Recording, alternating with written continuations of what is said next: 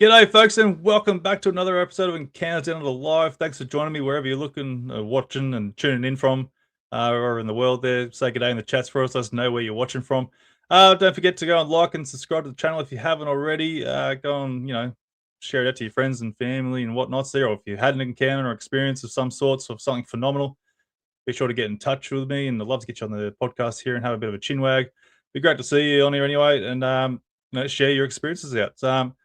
Yeah, we've got an awesome show on tonight. We've got back the UFO Collective Down Under back this year. It's the first episode, so we'll be doing many more throughout the year, of course. So definitely tune in for these ones. These ones are absolutely awesome, and we go deep down, diving into what's recently happened so far, and potential rumors, things that we may have heard throughout the grapevine of the UFO phenomena. We also have a new member of the UFO Collective with us tonight, Sheryl Gottschall from the Queensland UFO Research or UFO Research Queensland institution or organisation, what do you want to call them? But yeah, they're a fantastic organisation. They've been researching into the UFO phenomenon for the last 70 years. So let's get these guys on and get things going. Had a bit of a late start there because Triffon's had something going on there with the audio and whatnots.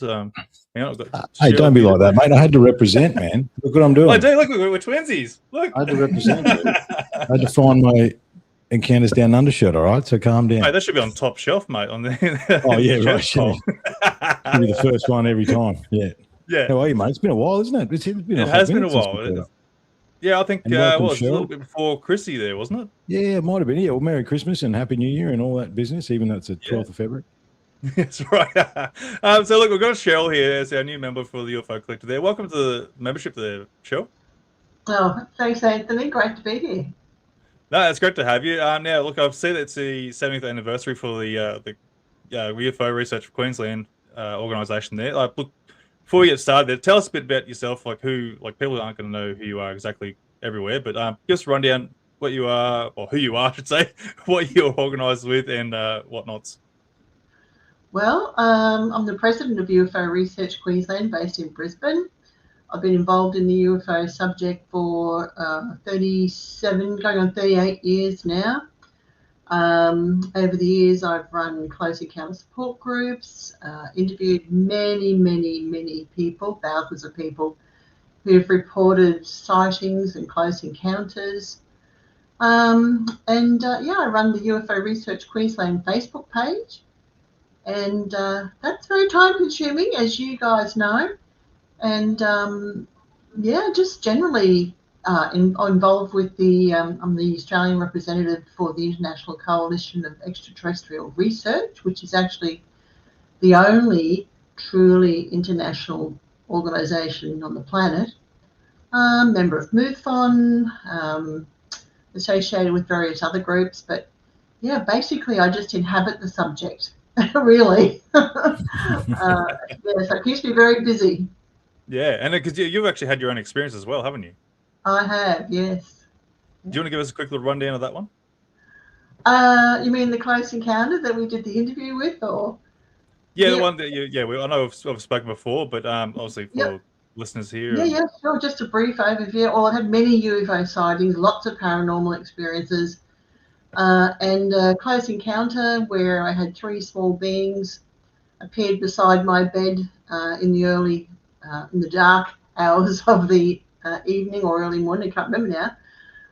And I just saw their silhouettes standing next to the bed, and which really freaked me out. And so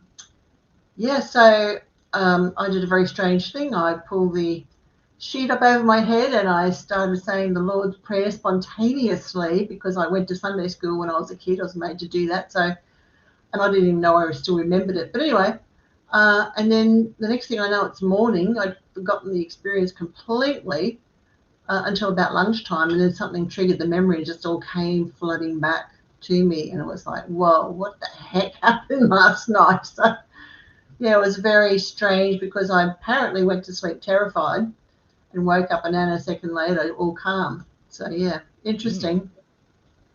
That would have been terrifying to like realizing that something has happened, like just questioning everything. It makes it kind of scary when you think about, you know, everyone else that's had a story or some sort of abductions or some sort of interaction, especially when you're sleeping as well. Like, it's like, what's going on? Like, why? You know, it just leaves so much to question on that. Yeah. So yeah, Triff and Leigh, how are you going? Yeah, we're good, mate. Yeah, we're good. We're Good. good. It's good to see you both together there. You got joining a little collaboration there. You got Angus up in the name there too. What's happened there? Is he joining in later or? Yeah, he'll be coming in later, mate. Yep, he'll make his way when he's ready. Yeah, he's got his little pews that he'll slot in when he's ready. No, we're good, man. It's good. It's good to be here. I was just thinking, Sheryl, because I know we in the chat you were talking a bit about the PTSD experiences and stuff like that. As an experiencer and as like where you hold it with UFO Queensland, do you think it's, with everything that's coming out, it's becoming more mainstream? Is it becoming easier for these people? Do you think they're being more accepted, or what? Where do you think? Because obviously, you know, as we've said on this show before, we've been UFO people since before it was cool, Sheryl. You know, so however now it's a modern phenomena. Do you think that's helping or hurting the? No, I think it's good that all this information is coming out. Unfortunately, a lot of information that's being spoken about, for example, in the Age of Disclosure documentary, there are a lot of very, really startling claims, but there's not a lot of evidence to back them up. Yeah. So we need more of that. But it's still amazing what's happened since 2017. Really, I never thought I'd live through what we're going through now in regard to the more openness of the UFO phenomenon. But I still think it's really difficult for people who've had close encounters to come out and speak about their experiences. They feel a bit paranoid about doing so because they've lost trust in the government, and there's been an obvious cover up for so long, and they feel monitored. And so for the experiences themselves, I think it's still a really hard slog.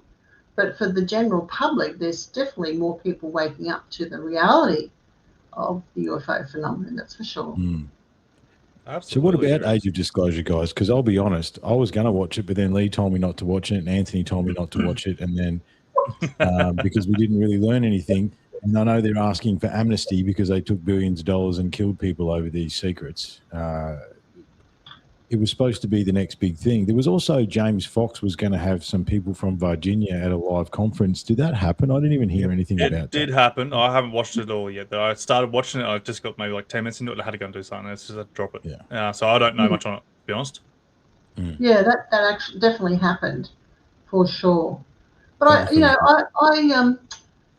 think one of the really major things that came out of the Age of Disclosure documentary was that a couple of things for me, well, not for me, for the general public, I guess, was that Congress has been asleep, US Congress, because there's nothing happening here in Australia, but the US Congress has actually been asleep. And that's why it's taken them so long to call for hearings on the UFO topic. So, the senators have had virtually no incentive to touch it because UFOs seriously has meant, taking UFOs seriously has meant risking ridicule, losing political capital, and potentially committing, career suicide.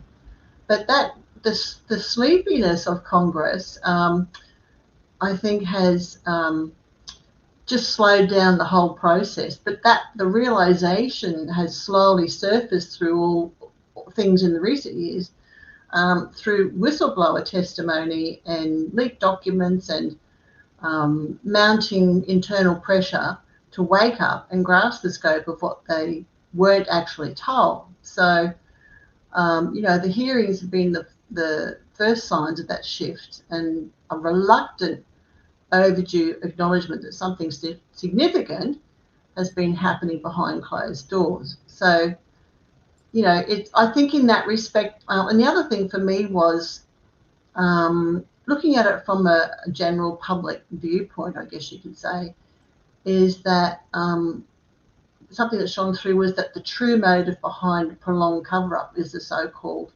legacy program, which is the covert alliance involving the US Air Force, the CIA, Department of Energy, and various defence contractors. So, and that program is primarily focused on securing access to advanced alien technology, particularly that which could be recovered from crashed spacecraft. So, and the film, you know, highlighted how independent contractors are tasked with reverse engineering that extraterrestrial tech, which provides the government with plausible deniability. So you can, you know, it's like shows the public how things are working in the background, and I think that was really important that they sort of saw that.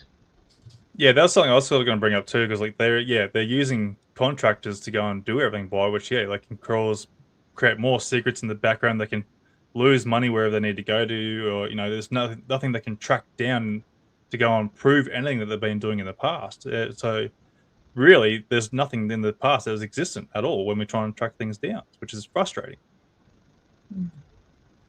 Very much so. Also, too, like sort of on that with the documentary there as well. Like, you know, I thought it was a bit steep on the price, $30 to go and watch a documentary, which I thought was a bit shit, because you know, if you want to go and try and create some form of disclosure, why are you charging everyone $30 to go and watch this thing? I think it should like maybe like $5, $10 or something like that. So I thought it was pretty reasonable, but $30 is a bit of a stretch, I feel. But on that note too, though, like they did a good job at presenting it there, and like for people who aren't aware of the UFO community or like the phenomena or something, or what's been happening in the government's aspect of things, I think it's quite a good way to bring them up to speed of what's been happening over the last, was it 6 years, I think, or 6 years since the first Congress meeting? Is it now? I can't remember. Is it 6 years? Yeah, I'm not sure. Oh, look, I agree with what you're saying there, Sheryl. And the other issue I have is that we're not really, I mean, like I said, I've been in this since the 90s, so we're not really that much further ahead than we were in 1999 as far as actually hard evidence is concerned, but we're 26 years down the road. And as far as the documentaries are concerned, I mean, there's a lot of really, really good ones, but how many is too many? And it's like we're beginning to repeat the same thing over and over again, especially with the Corbells and James Fox and these guys. We're not getting any closer to what the actual truth is, even though we're pretty sure we know what the truth is. You know, like years ago when me and Anthony first started these sort of sets of shows, it's like they came, was it 2021 or 2022? They literally came out and said aliens are real, and no one cared. Right? Yeah. You know, in the last year, was it aliens live under the ocean? No one cares. Don't worry about it. Yeah, right. It's totally fine. You know, and still, like, you know, it's coverage over news, or News Nation mostly, and then Fox News will try and take a little bit here and there, but nothing's getting really covered news-wise worldwide. It's just a couple of news networks in America. But as I've said before, though, when you see these shows on YouTube and you read the comments, the public have an issue with, I know something, but I can't tell you. Yeah. And you see so many of these people. You just read the general public comments on all these different people, even some of Ross's stuff. I've heard it all before. You can't tell us. People have woken up and said, where's the evidence? And I think that's a big problem we've got with all of this, is where's the evidence? Yeah, but how much evidence is evidence? The chat's working. That is working? Okay, that's cool. I was just trying to connect to it, that's all. Thanks, mate. Yeah, but I mean, how much evidence is enough, though? Right, I know we were going to share, talk about some of the videos that, Corbell and Knapp seem to be the main gatekeepers to get things out into the mainstream media as far as videos are concerned, and they've released a couple recently. How much evidence is evidence enough is the question. And the problem is that, especially with AI and everything these days, unless the UFO lands on the front lawn in Canberra, are we actually going to believe it? That's the problem. Yeah, that's the big thing too with AI is getting that good now. It's very hard to sort of distinguish between reality and AI sometimes. You used to be able to sort of pick between, like, because some people might have like 10 toes or fingers or whatever. There's some sort of like bit of glitches that you can sort of commonly look for. But now it's just getting really smooth, and I don't know, it's just really hard to sort of pick between now. It's getting so good. Yeah, I I'm going to think be the for one that me, says it. Sorry, go for on, me, Cheryl. I think that the images, when I got involved in this organisation, it was all about photos, witness descriptions. But if you got a photo, wow, I'm talking the late 80s, so there's a big difference. But over time, and these days, I've sort of become disinterested in footage, in photos, because of exactly what I think Triffon was saying, or you were saying, Anthony, that how do you trust these images? And unless you get the source, how do we know where they've come from? For me now, it's more about the individual story, their report of what's been happening to them, because there are things that over the years you get to know, when hearing someone, like some of you guys might have, it's like there's a tick box that you have in your mind, a mental tick box. You go, yep, I've heard that from people I think are genuine. Yes, I've heard that from people. I've heard that from people. And that's become a better way for me to sort of go, I think that's a genuine case. It's just really hard these days with images. Yeah, it's back in those days too. Like, you had to sort of go by their word as well. Whereas these days, people are presenting images or footage and that, and not everyone's great with their cameras there, or they don't seem to be very aware of what's in our skies at the moment there. And I don't know, like I think we spoke about this last time, Cheryl. Like, there's a big change from back in those days to today's sort of era, where people were actually seeing physical crafts or they were being abducted.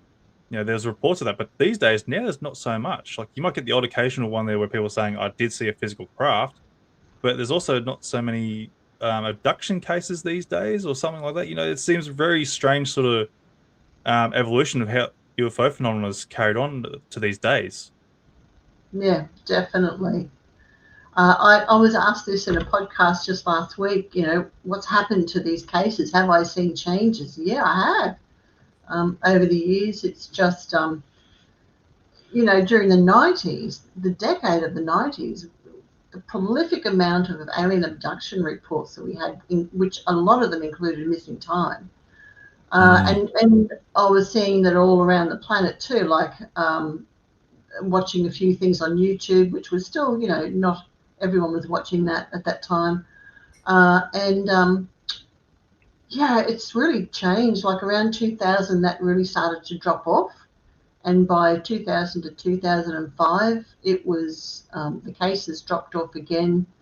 But they started to change to more mixed motive cases. So you had people reporting abduction experiences where they were terrified and they had cellular samples taken from them, to then having a follow-up encounter with beings who seemed to be coming to either heal or repair what had happened to those individuals.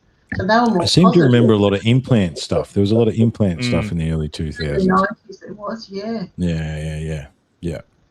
I mean, that's curious. I mean, if we step away from any sort of, is that an evolution of whoever is doing this? Is it a cultural thing? I don't know. Like to observe those changes, because you are right. They have sort of changed a lot over the years. Whereas now it's more experiences within houses and stuff like that. Sort of similar to your experience, Cheryl. Like it's. What do you guys think about that? The evolution of those, because I hadn't thought about that until then, the different types of encounters and how they've evolved over the years. I wonder whether it's whether it's a cultural, social, I'm not sure. That's a curious thought. Or has the phenomenon changed itself? Has it evolved? That's what I mean. Is it an evolution of the phenomenon? Yeah. I mean, how would you How would you encapsulate the phenomenon, Sheryl? We've had many hours of discussions, haven't we, gents, about what it actually is. You know, it seems to be almost metaphysical, spiritual, like there's so many aspects to it now that you have to take into account, far from the nuts and bolts, as you say, pictures and videos and that sort of thing. Mm. How would you encapsulate the phenomena from your perspective? Because I'd be curious. Well, it's far from just craft in the sky, isn't it? But there is a physical component to it. We do have ground trace markings. You know, a really good case of that was Travis Walton, where they looked at the tree that was near where the UFO was, and on the side where the UFO was, the tree had a different growth rate compared to the opposite side. So the tree was actually affected. There's cases like where water is removed from water tanks and swimming pools, and people see UFOs siphoning up water from lakes and rivers. So there's that physical component definitely to it, but in some cases it doesn't seem to be like that. So I still wonder that myself, Triffon, you know, like, what's really going on here, you know? Because there's the cattle mutilation as well that I know goes on in Australia quite a lot, but the farmers don't report about it, where they just basically suck the blood out of them or take perfect triangles out of them, or, you know what I mean? Like, there's all this weird surgical stuff that goes on with the cattle as well. I mean, that's something that you don't hear a lot about, but does still happen all the time. Yeah, it's interesting. It's one of those things. It's why would you do that? And, you know, like, there's so many aspects to it. And then there almost seems like, you know, I know through Anthony's, listening to Anthony's show and through talking to people I've spoken to, it's almost like a spiritual experience as well, you know, like, and the reality is you start digging into it. And that was sort of my talk at Cardwell last year, was that it's been going on for thousands of years. This is not something that's just happened since 1947 or whatever. This has been going on for time immemorial in one version or another. You know, you sort of have to start talking about fairies and angels and demons, and like you start getting into that sort of thing. It's quite interesting. Well, that's how I got involved, because a long time ago, I was studying the Bible, and after a few years, I started to sort of reinterpret the angelic descriptions of angelic visitations as more akin to modern day close encounter reports. And then I started looking at cases like the Fatima incident, you know, and the woman that was seen by the children, and she, when you actually go back to the original Portuguese in that lovely book called Heavenly Lights, and read about it, the interpretation of the documentation in its original form, you realise that it was so much more a close encounter with some sort of alien than it was with any sort of spirit being.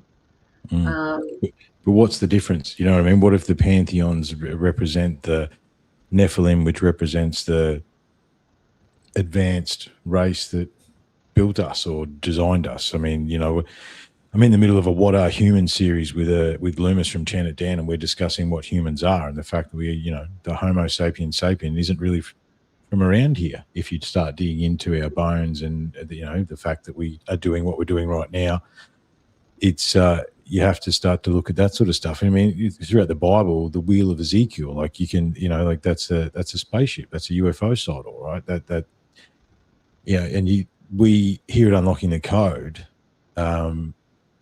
we look at ancient societies and ancient histories. You know, we like the pyramids, the megalithic societies, the advanced ancient civilization, and looking at that from an Australian perspective.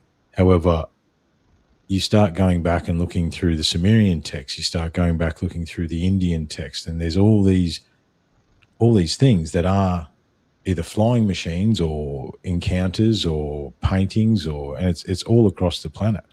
So it's like it's interesting to see how far and how differing it has been, but I wonder whether or not they are did we deify them because we're the survivors of a cataclysm and they helped us out, or have they been here the whole time? Do they live in the ocean? Like, there's all these questions surrounding that, isn't there? I know I just said a lot then, but well, you think about it too, though. Like there's lost technology. Like I know I've spoken about this before too. Like you look at the Nazca lines. You got the bricks in, was it Peru? Yeah, with the Nazca lines. Why were they done? They Yeah. were done so the gods could see them. Yeah, and how'd they do it so perfectly though? Exactly. Well, unless you do it from above, it's you can't. Yeah. They didn't even know they existed until they flew a plane over them in 1930 something. That's the reality behind the Nazca lines. They had no idea they were there until we actually created aviation to be able to see them. Like and so many of these things, we don't have any idea what they mean or what they are until we create the technology to be able to understand them, which then begs the question, are we creating that technology to understand them, or were they designed to wait for us to create the technology to understand them? You know what I mean? Like there's like the pyramids and there's all sorts of stuff, the geographical and astronomical and all that stuff. And the only way we've understood that is by creating the technology to understand it. But it's been there the whole time. So who did that? Yeah, and then you also got to talk about like how much has government influence been there to go and stop these things from happening. Yeah, like people advancing their technologies, which have figured out how to use, like say, for example, the Egyptian pyramids are supposed to be like an energy supply or something like that, and people have discovered such technology in the past, like Tesla and all sorts of stuff, and being capable of anti-gravity technology, which was spoken before, and like why has that all just gone shoved underneath the rug so we can't discover that again, or why things keep getting stamped down? With those pyramids, those guys who did the LiDAR studies, after that was all released, I've got a friend who knows someone in Egypt. They said from that time on, the Egyptian authorities wouldn't let you wander around the pyramids. You literally have to go in a straight line to the pyramid that they send you to and back again. You're not allowed to wander around them like you used to. They've tightened up there a lot. Yeah. Why? Because there's a narrative that they want to follow and they don't want to be questioned on it. So you see what happens to people like Graham Hancock. Jay Anderson's done a lot of work with it. There's another guy that was on, I can't remember, a podcast the other day talking about what the pyramids could have been used for, and stone circles in Avebury in the UK, etc., what they were used for. But yeah, they've stopped people. Literally, you bust in, you go straight to the pyramids, and then you come back again. You can't wander around the plateau. Yeah, I think I was also saying too, like they're actually charging people a lot of money now too to even go to the private sites. Look, it is very much. I know firsthand. I know some people that run some tours over there. I haven't quite got the fun tickets up enough to go and do one, but I'd love to. And it's all about who you know and how deep your pockets are as to what sites you're able to see and not see. The problem is that Leigh's totally correct. Inside the Egyptology, there's definitely a narrative that they're trying to continue to push. However, it's alternative researchers. My little indie podcast doesn't really count. However, it's alternative researchers that are doing some of the SARS scans and looking at this stuff from another standpoint that are pushing the narrative forward, because these things we don't truly understand. It came out today. They're going to try and find the labyrinth at Hawara, which is, that's supposedly these massive rooms. They've measured these caverns, and they're underneath Egypt. There's a labyrinth under there somewhere. I mean, what's hidden under the sand? Oh, we lost him. I think we've lost him. Oh dear, he's gone. Oh no.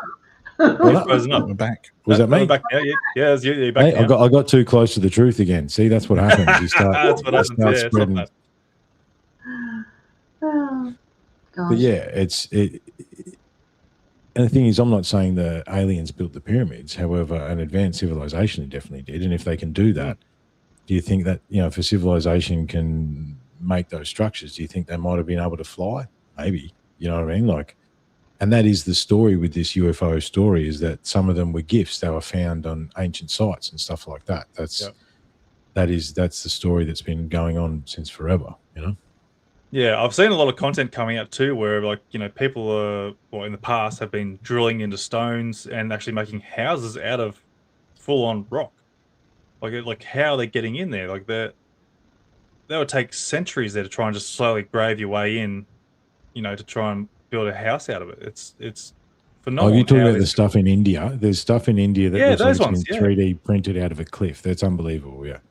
There's also ones like they've bored their way in through the rock, the stone, and made 2 separate rooms on each side there, which were pretty much nearly identical to each other. You know, it's amazing. And then there's got that strange what do you call it? A post that has a spinning rock on it. I don't know what that's called though, but I've seen something about it. It looks absolutely fantastic. Like I don't know there's stone chains. There's all sorts of stuff in India. There's an iron pole that is pure iron that has been there since no one knows when. So who put the iron pole there? I don't know. Yeah. How old's the iron pole? It's been there forever.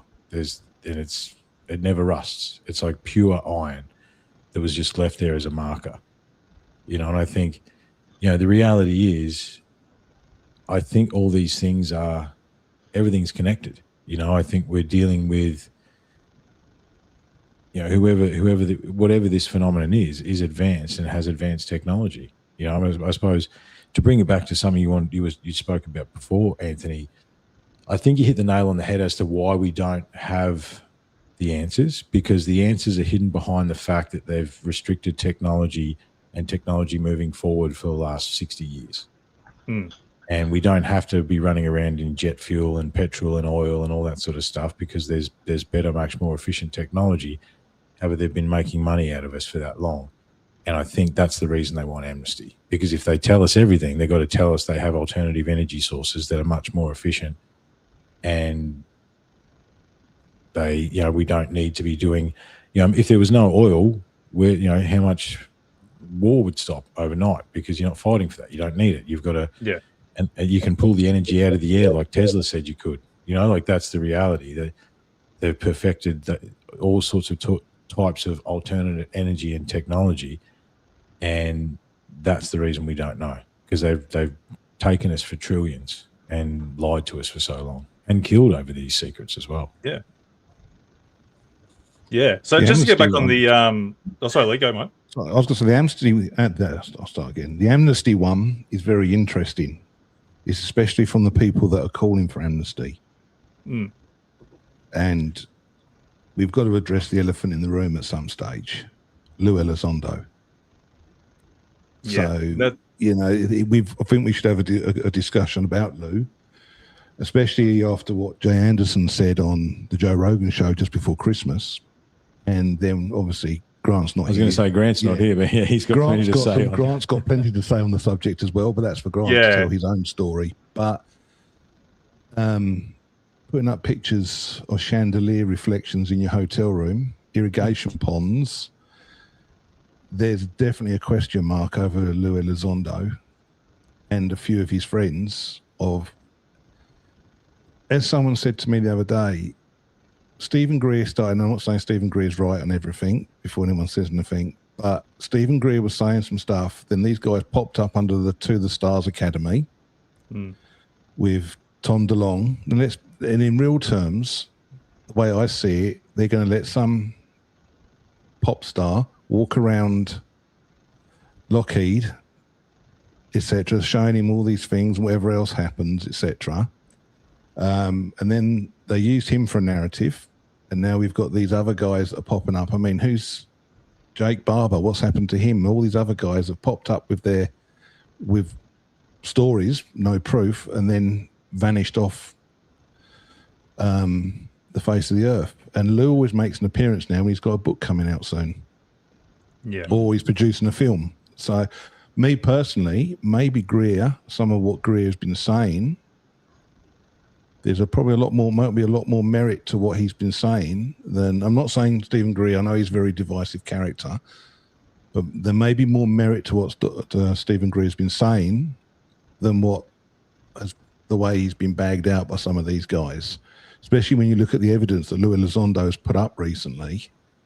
It's pretty Mickey Mouse stuff. That he's meant to be an intelligence expert, and a chandelier reflection on the window of a hotel room, an irrigation pond that people on the internet on Reddit found out where it was within half an hour. There is definitely question marks. No. The internet's loose. The internet always wins. Like if you're going to post something that's ridiculous, they'll get you. Gosh, yeah. Just what is it, Triff? You guys work off the 1%? 1%, yeah. What if 1% is true? Yeah. The thing is, that goes along with the narrative when Jay Anderson spoke on Joe Rogan about what happened to him when he actually started to question some of Louis Elizondo's stuff. Then obviously when Grant jumped in the chat and told us what's happened with him and what he'll talk about himself, the credibility of people like Louis Elizondo has really got to be, we think we need to discuss as a community and look at how relevant and how authentic he really is. Because at the end of the day, he's an intelligence expert. So that brings us back to Age of Disclosure then. Like, he's obviously very well involved with the documentary. He pretty much narrates the whole thing. Then you also have all these government officials, you have all these ex-military coming through there, having their 2 cents on the whole thing there.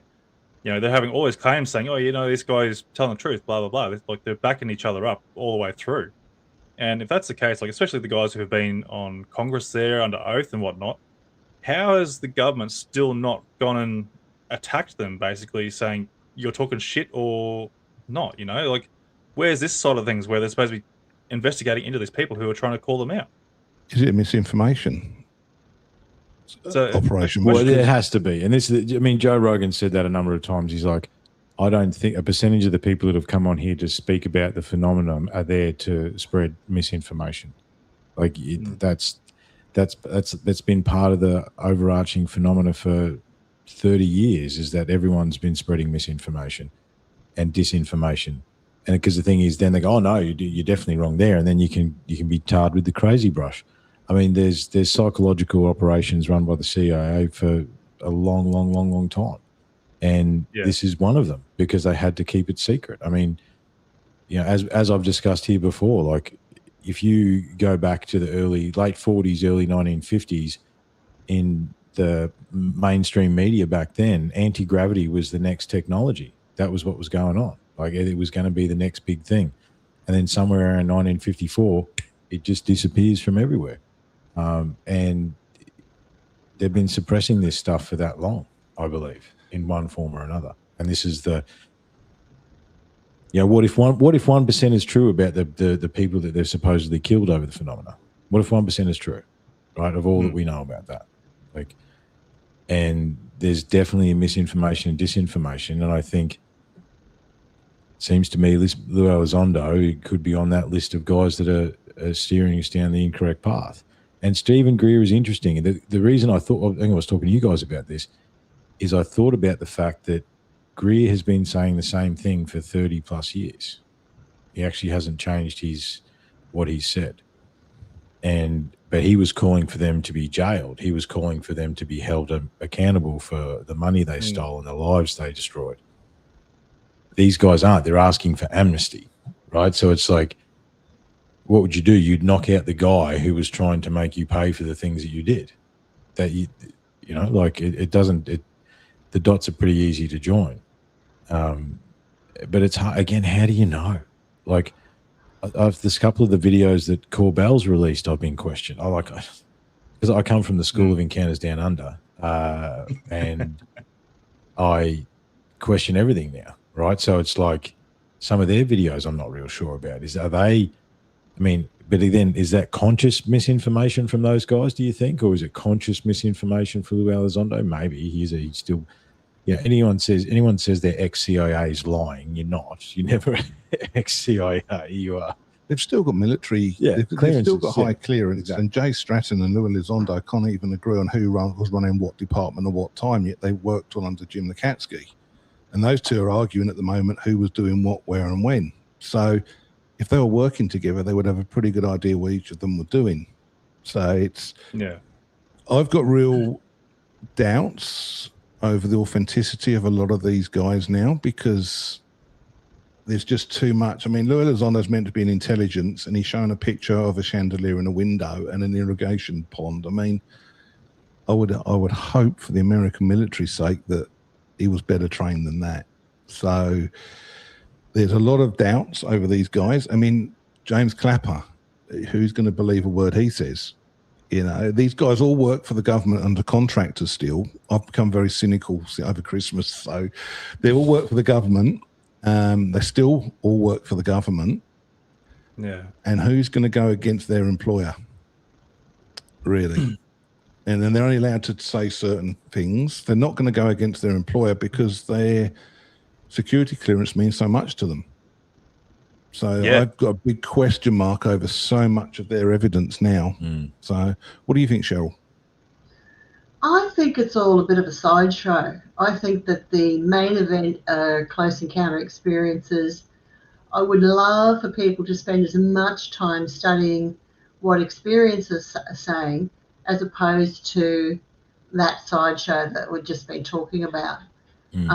Because we don't have the ability to check or double check, triple check what those guys are saying. You know, if Stephen Greer, Lou Elizondo, Chris Mellon, even Corbell and, oh gosh, what's his name? George. Yeah, thank you. Well, you know, I love George, so I don't know, maybe I have to push him to the side, but he's been around a long time. We've got a soft spot for George. We wouldn't know about half of this stuff without him. That's the reality. Absolutely. Yeah. I think he's, you know, if he says something's true, I'd say take it to the bank. But and you know, if we're talking about experiences, we can't verify their stories either. But if we listen to enough of them, we tend to then understand. We learn a lot more about the actual phenomenon itself.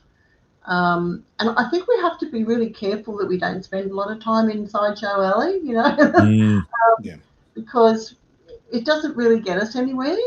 So I've sort of given up on a lot of that stuff. I was really into it there for a while, for a few years, and well, actually since 2017, listening to it all. But I haven't really learned anything new, like Triffon was that before. Yeah.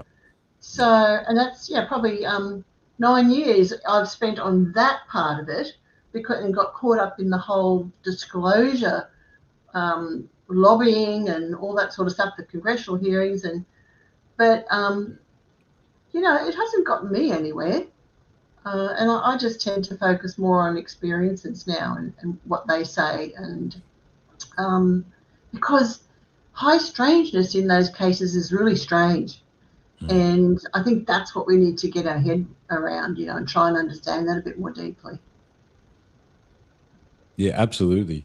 I mean, and I think I was talking to Leigh about this on one of the shows we did recently, mate, where it was like there's a lot of these through lines as well. When you start putting these experiences together, you're developing, there's a lot of things that are in common with these experiences if you focus on the human aspect as opposed to, and look, sideshow, circus, you know, pick your analogy. I think you're right, Sheryl. It's all about distraction.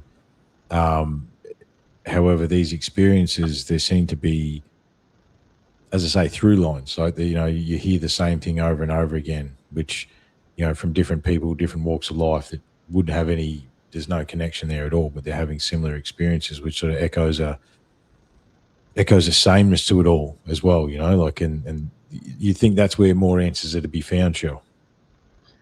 I do. And I think that people who've had close encounters and even really good close-up sightings, like people used to report, where you can actually describe the underneath of the craft and that sort of thing in fine detail, you can learn a lot more about the phenomenon with that stuff than I think you can about you know, congressional hearings and whistleblowers.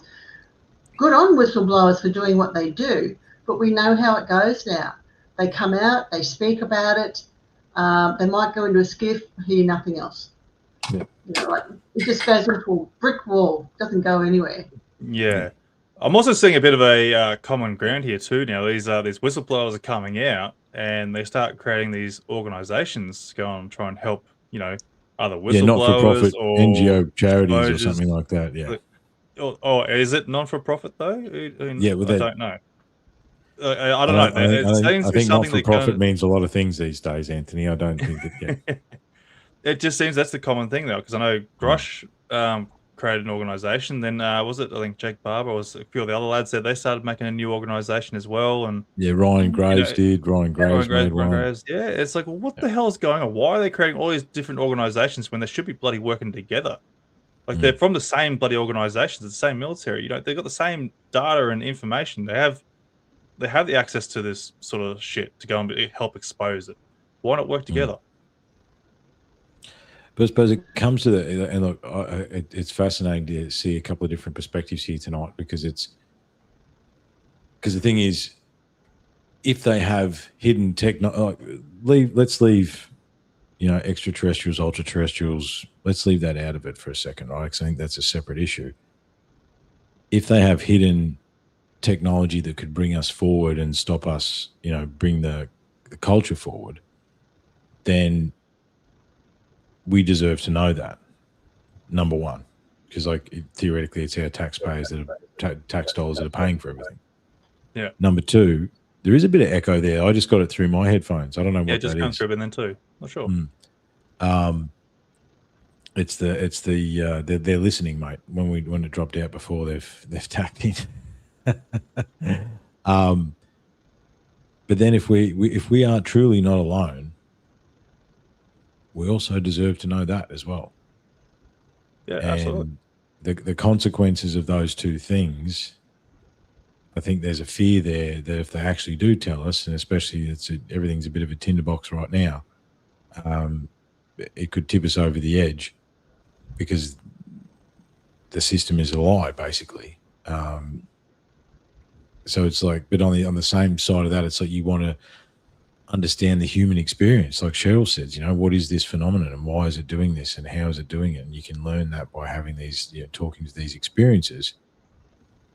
But it's the never-ending question. What number show are we into now, boys? And we just continue to have this same discussion, variation of this discussion. You know what I mean? Yeah. I just saw a comment from Aaron that put up about making a buck out of it. I'll tell you a story. When I first started researching for the film, I got the opportunity to speak to a pilot who saw something last year. And I got up at 3 o'clock in the morning. I was so excited.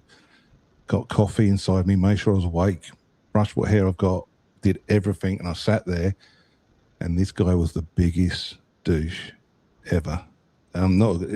He wanted to know, I said to him about why I wanted the reason for him to be on the film. And he wanted to know how much money he was going to get, who was in it, who was going to be in it.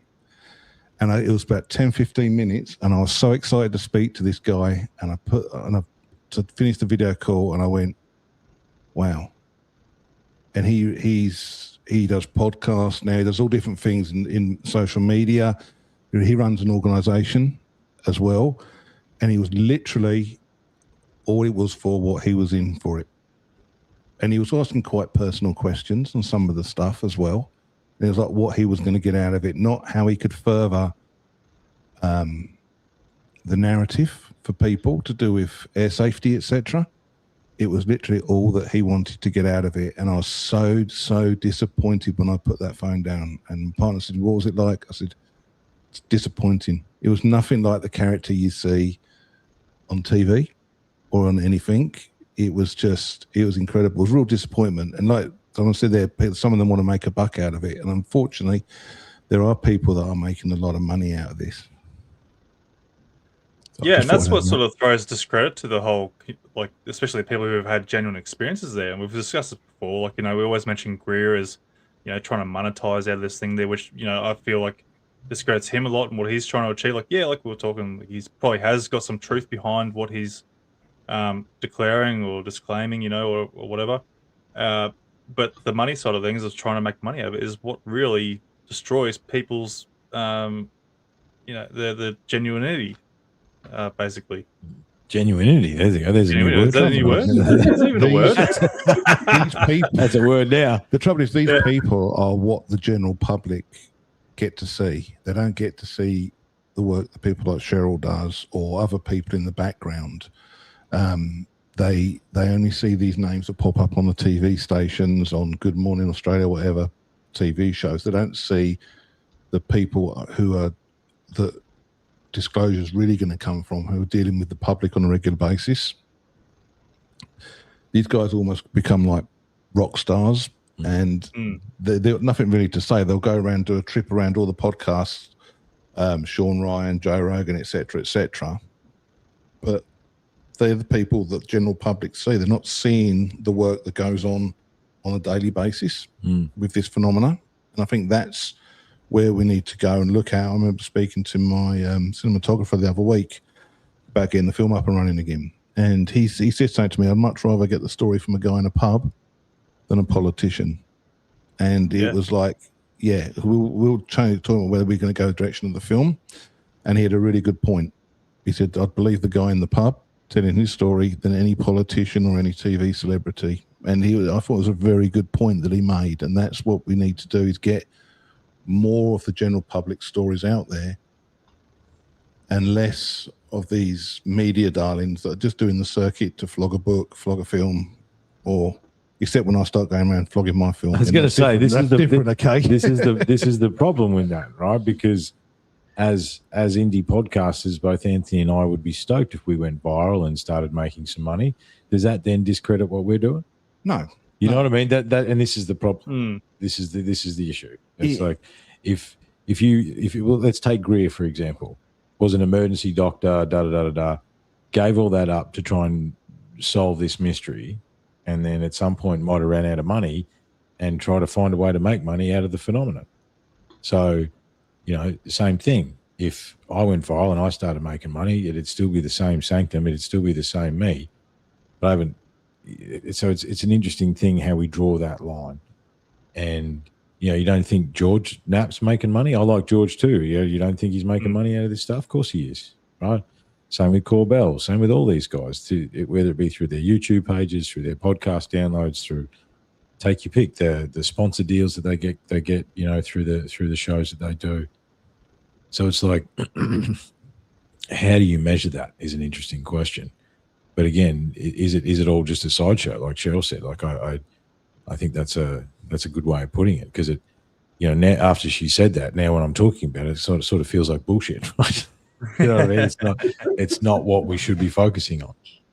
I suppose it gets to the point there where, like Leigh was saying with Lil Elizondo, like he's posting footage, photos up of ceiling lights, and so if you're doing it for clicks, for clicks, and so at some point there, people are going to be credible, and then obviously they're running out of content, so they start making bullshit up. And is Lil Elizondo's photos a perfect example of that? But it's not furthering the narrative for the general public. And I think that's right. And especially experiences. And I think that's, to me, talking to these people and coming into this pretty new and everything, I think that's where it's all getting caught up. And the general public, all they see is these usual characters on all these media publications. Yeah. I think too that unless you've been in this field for a while, and you get some of it under your belt, and if you come into it new, you don't really know who to trust, who's done something that you sort of thought in the past was a bit shonky, like the things that you guys have been talking about. So, and I find that people contact me and they say, "What do you think of this person? What do you think of that person?" And because they don't know, they haven't lived through the history of the UFO subject in modern times. And it is I would hate to be getting involved now. I hate to be a newbie now in stepping into the how could you find your way? Yeah, how could you find your way? You get lost. You absolutely get lost. Yeah.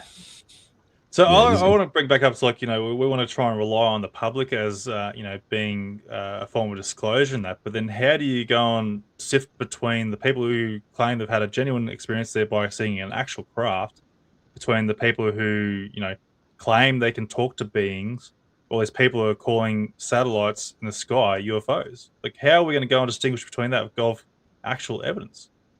Yeah, I think it's unfortunate. However, with any sort of cultural phenomenon that gains popularity, there is a certain level of mental health that must be taken into account. That's the other problem too. It's like there's genuine experiences, and then there's people that may need some assistance. You know what I mean? Like that, and that's as gentle as I could say it, but you've got to take that into account.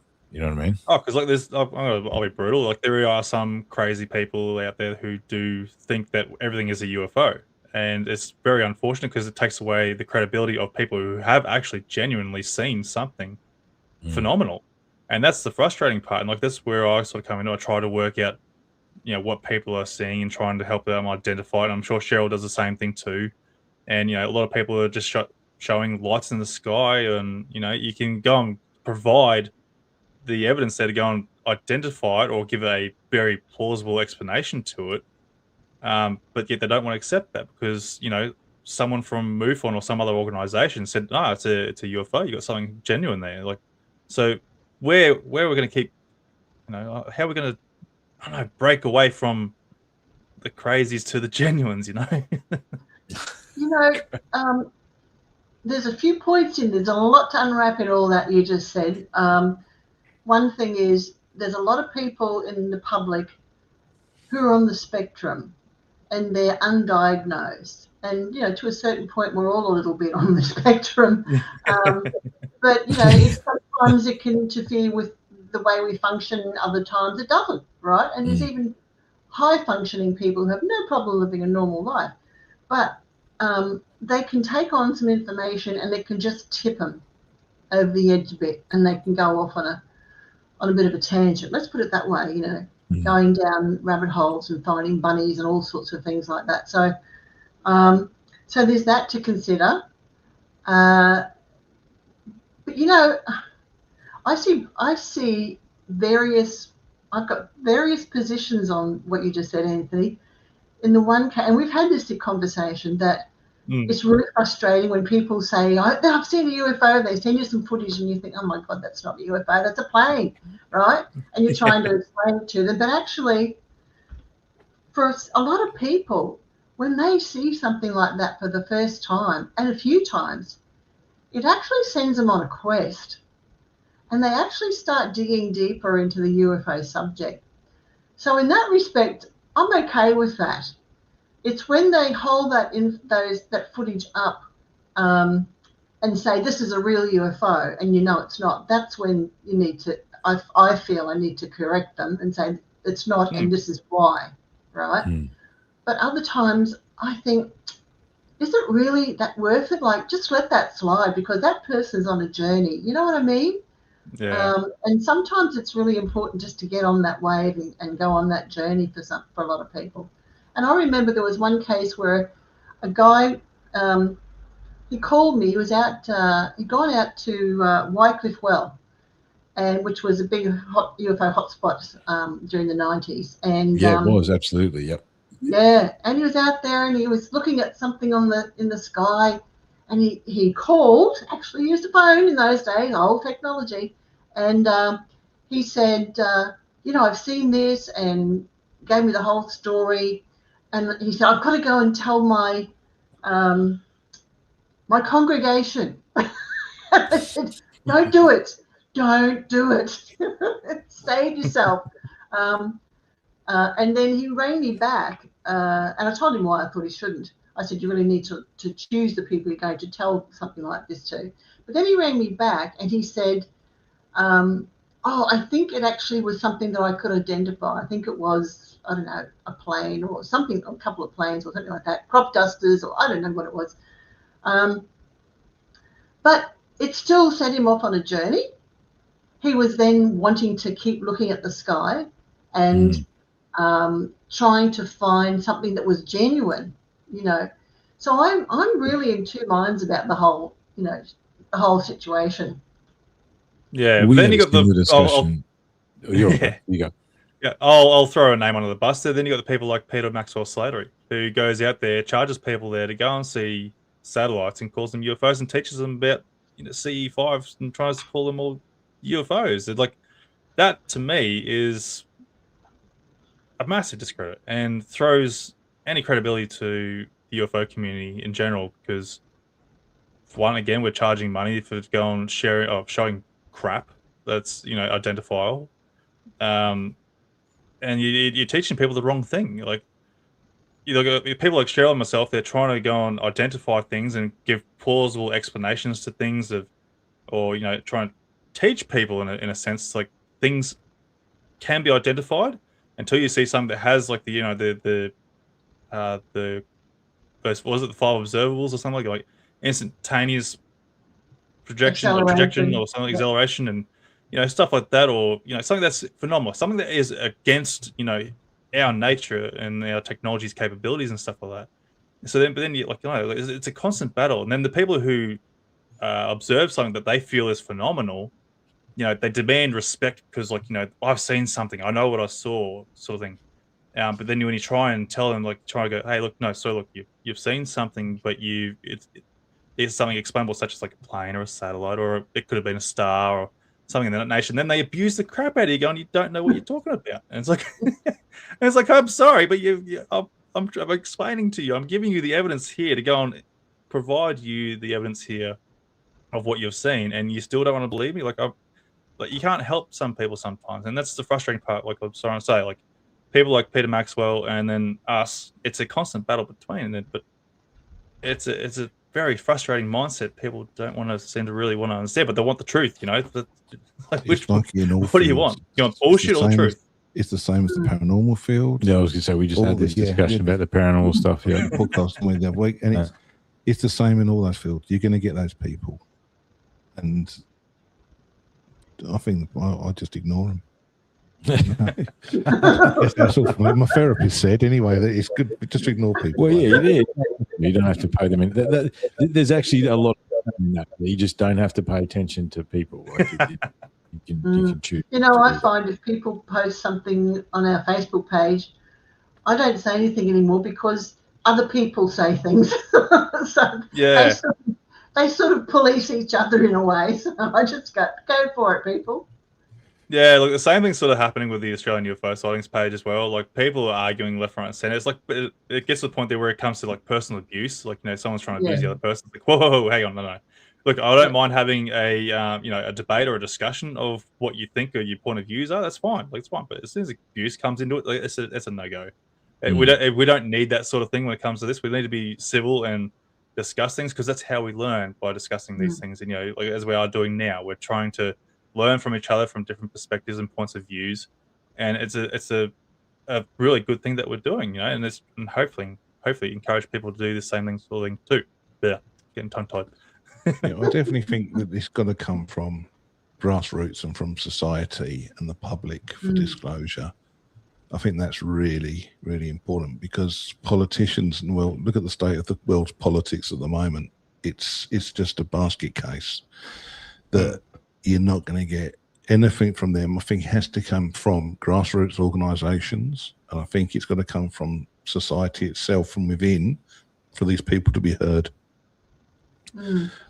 Because all they're seeing at the moment is this circus act, because they're on all the main media, and there's so many amazing stories that aren't getting told. And I think that's where we're missing out on, that we need to promote. And one of the reasons I did the film is so we can promote these people's stories, people that have got ordinary lives, that live next door to me and you see them in the shops.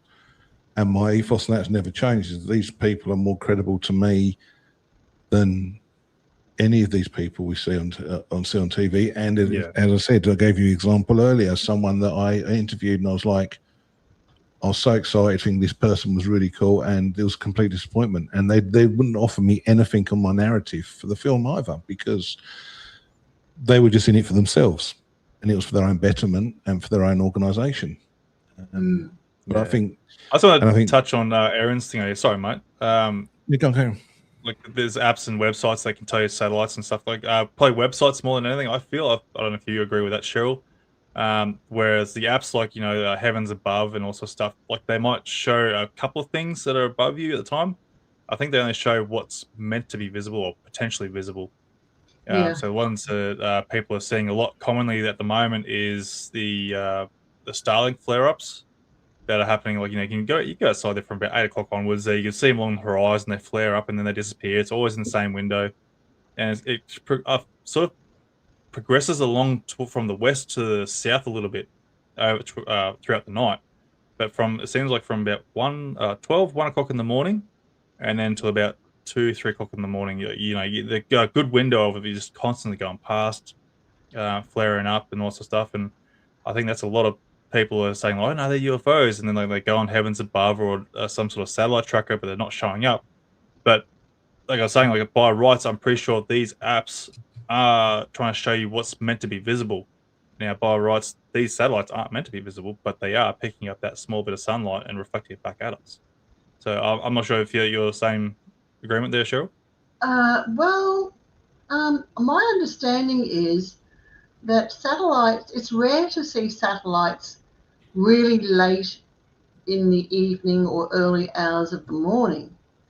So, usually you see them just after sunset in the western sky.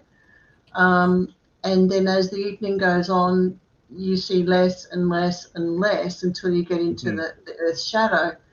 And then I was reading on a website the other day that if you see if you see what you think is a satellite in midnight till 2 a.m., that's really rare.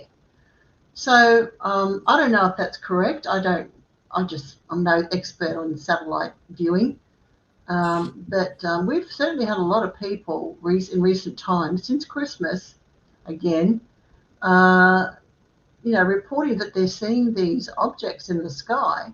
And these are people from probably up towards Maryborough, right down the coast, down the Gold Coast to Northern Rivers. So I don't know. I've been trying to understand that, what people are seeing. I also know, I think I was reading that the Chinese are launching a lot of satellites, either about to or have. I'm not quite sure now. And I don't know how their satellites go. I know they're going to go in a particular direction, but how high they'll be or whatever. So, wait and see. I mean, there's so much in the sky now. It's really hard to discern what things are unless you can look on a website like you do, Anthony, and I do. See what's going on. I'm just trying to bring up a video of what everyone's seeing. If it wants to go through, I put up on our little group chat there, but it's taking a while to load up. There it is. Hang on, see if we can get this shared through quickly. But yeah, I understand that, and that's I think when it comes to satellites, we shouldn't be able to see satellites from late in the evening, but that's directly above us. But this seems to be only along the horizon, so that's where I know it wasn't a thing. Like, you might have seen the odd one, very extremely rarely back in the day, but it's progressed since Starlink has started coming out, and obviously because I do a lot of night shifts there, I'm watching this night skies. I'm seeing things. I try to observe a lot of things that are happening in the night sky. And I think it was probably about 2020, 2021, then you started seeing these things coming across the sky. And I was even in my own bewilderment going, what the bloody hell is these things? Because I'm thinking, are there planes flying around with just their landing lights on? And they're just coming past and just doing a right-hand turn or something like that and just hooking around and you can't see the light anymore, just disappearing. No navigation lights, nothing like that. And it had me thinking, what the bloody hell is going on? So I started working with other researchers and analysts and investigators and whatnots, trying to work out what the bloody hell these things up. And the only thing we could come up with is they look like flare-ups from satellites. And as we looked into it there, then the website started coming out for Starlink that you can observe, and they started lining up with where Starlink was traveling at that time. So then we've worked out these flares are happening in that small little window during that time where this satellite has gone past, and that's where we've worked out these are Starlink flare-ups. Well, majority of them are Starlink flare-ups because they only seem to be in that perfect distance. I'm not sure, I can't tell you what every satellite's supposed to be at distance-wise, but it only seems to be Starlink that's in that same sort of distance from the Earth in that same path. Because as you know, they're all in a train eventually. They start off as a train, go off on their own trajectories after a while on their own orbits, and just link up. You know, because like there's nearly 10,000 satellites now of Starlink. I was going to say there's like 12,000 something that are up there now. So yeah, it's something phenomenal now. Yeah. And obviously over the years it's gotten more and more. And you know, because some nights I would go out and I wouldn't see anything, but now these days I'm seeing a lot more going past along the southern horizon there. So it's becoming very extremely common. And I always say this as well: since when have we been able to go out on a time, predict when we're going to see a UFO? Never. And all of a sudden now everyone can go out at the exact same times every night on a clear night and see these things flying by. So like, put the logic together. Like they're not UFOs. Like as much as I'd love to say they are UFOs. At least we've got people looking up in the sky. That's a start. Yes, I know. Yeah. And that's the other side. What Cheryl was just talking about. It's like, you know, if you, because I haven't heard from Angus. He may not be joining us tonight, but I'll share an experience that we had. You know, if we catch up or we do a bit of UTC work here in the studio and we walk down the driveway, if it's a clear night, we always spend 10 minutes trying to manifest a UFO. Right? It's like, come on, show me something. You know what I mean? Just something turn 90 in the sky for me. And so we're looking, and what have you got? I'm sorry, that's my bad. Get rid of Zero that. mistakes, mate. There you go. Oh yeah, here's your little flashy video. Yeah. So this is my video. I've taken this myself. So I don't think that's not one there. That's from a mine site that's down to the south there, I'm pretty sure. But you'll see these things popping up around here somewhere. Well, maybe that was one. That's gone. Never mind. I'll shut up. Should know what your own video does, though, but that's okay. I know, right? There you go. You got one coming through now. And this was in... Starlink. That's Starlink, obviously. Yeah. And this was in mid-November last year. And this is what people are seeing. And you can pretty much go out from midnight onwards. The times are varying at the moment. As the season changes, they're getting at different times and different spots in the sky. But most commonly, it's along the south to southwest sort of region. And this is where I've been observing it for the last 5 years now. I've been watching these things. Well, the thing is, my litmus test now is I'm not going to believe anything unless it turns 90. Right? That's the thing. That's it. Yeah. Unless it zigzags across the sky, I'm not.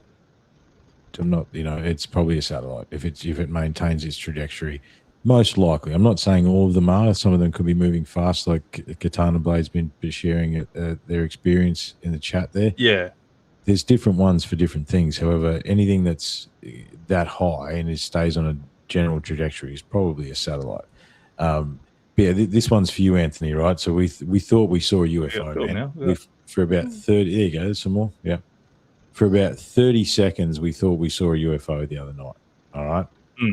We walk out to the side. As I say, we always spend 5 minutes. I think, I've done it with Leigh. So we sit there and see if we can see a UFO if it's a clear sky, right? This thing comes fast and low across the horizon. You could just barely see it. Then it banks and it turns 90. And we're like, oh my God, we've seen something. We've seen something like for like 30 seconds. And then two more come. And then you see the flap of the wings and a squawk. It's a bloody bird. And it was picking up street light.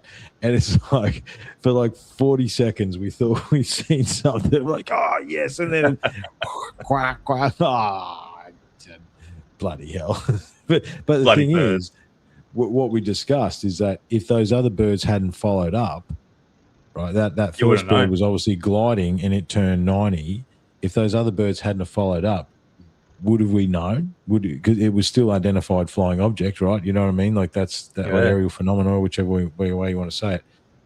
So it's fascinating. If those other birds hadn't followed up, we saw an experience. No, we did. We saw some cockatoos, a white bird flying through the sky and catching the street light. That's what I was going. No, that happened to us the other night actually, because after work there, we'll sit out there with a couple of workmates there and have a couple of beers, and then we're actually watching the sky and we're watching the satellites crossing over and sort of stuff. I'm like, oh yeah, cool as. And then he says, same as you, like a little white thing going across the sky. I'm like, oh, what the hell is that? You know, and it's like, yeah, it's a bird. Yeah, you get excited. And this is where you sort of understand where people, you know, when they see something strange, that there is a euphoria to when you see something strange you don't understand. You're like, oh, wow, am I actually seeing something really phenomenal here? And then, of course, you know, then they start going down that rabbit hole, like Sheryl was saying, you know, and then they get too in depth in what they're seeing or trying to, you know, prove and point out or something like, and they start believing anything. And, you know, it becomes just a big spiral down the rabbit hole, I suppose.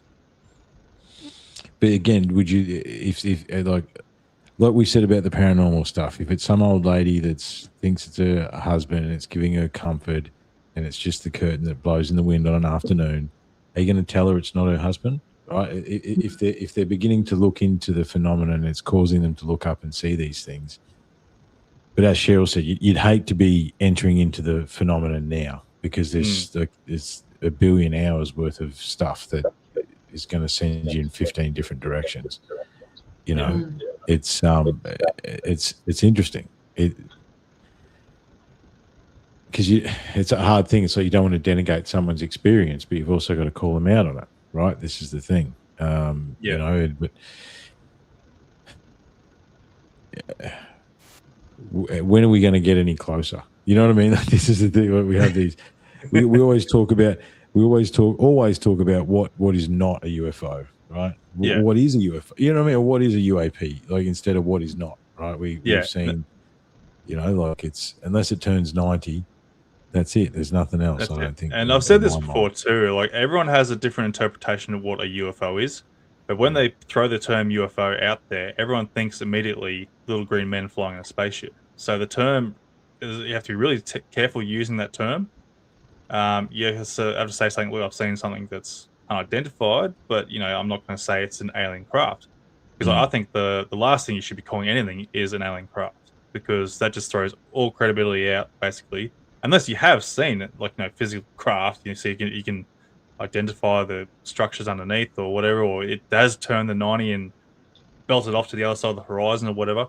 Then yeah, sure enough, you got something there. But when you're seeing something like this here, like I'm showing now, there's no reason to be going, hey, that's an alien craft. Like, you're seeing so many that's only in the one sort of spot there where they sort of appear and then disappearing. You know, it's strange, but it's happening. There's a common ground to what's happening here. So then people need to start using their logic and, you know, start being a bit more plausible and credible, and, you know, you start using their brains a bit when they start seeing things. So, like, try and rule out all the possibilities. You're not saying people need to use common sense, Anthony. That's not that common these days, mate. I don't know if you've been paying attention. Mate, I work on a mine site. Some of them could just be people who've just gone outside and just looked up and gone, oh, but the way we've also got to look at it is that we've got people going outside and looking up. You know, I know when I did a call to arms last year for my film for people, and Sheryl was involved as well, is that a lot of the people that contacted us wasn't about crafts. A lot of it was about their own personal experiences. We had a few who spoke about crafts, but there were so many people that talked about their own personal experiences, more physical, more to do with the other parts of the phenomena than craft.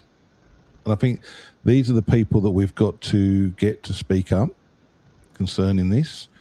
I think we're getting too caught up on the techie part of it a bit, and I think that we need to start talking to more of these people who've had experiences, the psionics of the phenomena, and scientists in society to talk to help further the cause.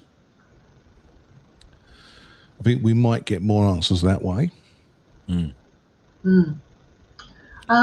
I can't join the chat on the side, but I just want to let Data Derivations know you can contact me through the UFORC webmail.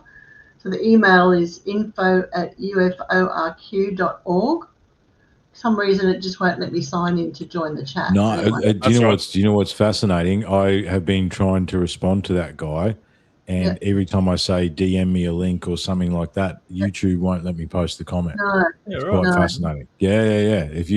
If you try and steer it off YouTube at all, it doesn't let you post the comment. Leigh's been watching me do it. You can't. Right. So yeah. You I don't think links work very well with YouTube for some reason. No, I don't know, but no, it's all I said was DM me on Messenger. Oh, and right, it wouldn't post it. Well, for data derivations, the link is in the description there to go to Cheryl's website. So everything there with us guys there is all in the link. Right. It's in the descriptions there. So click on Yeah. there, you'll find it. And yeah, so unlocking the code 9@gmail.com as well as the other thing I was before you can put down. Hey, can we take a left turn? Because I've got a question for Sheryl about what's your thoughts on the ultra-terrestrial phenomenon that they are from here, but they live in the ocean, or they've always been here, or something along those lines? You know, being in this research for so long, from your perspective, I know from my perspective, the more that I think about that, the more it somewhat makes sense. However, I was curious, like, where you sit with that, the ultra-terrestrial, extraterrestrial, where the phenomenon actually originates or comes from.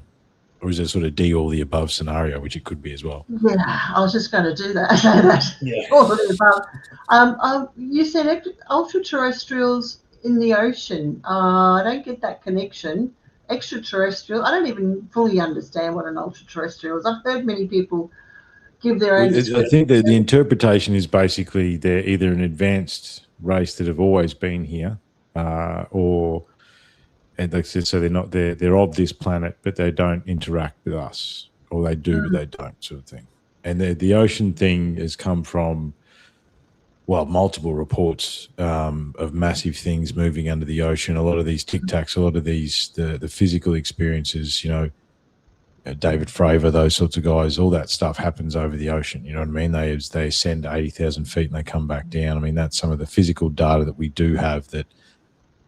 Again, do we trust it or do we not? We've got to try and believe something. You know what I mean? So, yeah, that's sort of the oceans, because the Earth's 3/4 of the ocean, and we don't know. We know less about our ocean than we do about our near Earth space. So, you know, it's like they could be. I'm not sure if they've always been here. They've probably always had an interest in the planet. I think Earth is probably more rare than what we probably think it is. There are Earth-like planets out there, but are they like Earth? Do they have the multitude of life forms on the planet like we do here? I don't really know. So from a research perspective, I think Earth would be a great place for extraterrestrials to do a lot of experiments, for example, collect a lot of DNA, you know, the alien ant farm theory type thing. You know what I mean? Some of that could be some of that. Could also be that they're taking DNA, and I mean, I've always thought this is possible to have a cosmic black market out there. You know, trading DNA. Yeah, right. What have you got? I got a bit of human. What do you got? I got some. Yeah, I got some Martian. Yeah, and I'm not joking. I you know, like Earth's in the backwash of the Milky Way, and maybe we haven't had as many visitors here as what we think we have, and maybe the DNA of all life forms hasn't been as interfered with or injected with something for some sort of hybridization purposes or other research purposes. We may have a purer DNA, if I could say it like that, than some other extra cosmic cultures.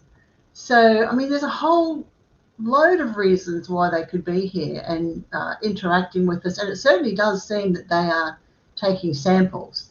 You know, we've got the cattle mutilation thing. We've got humans having cellular cells being taken from their bodies, scoop marks and all that sort of stuff.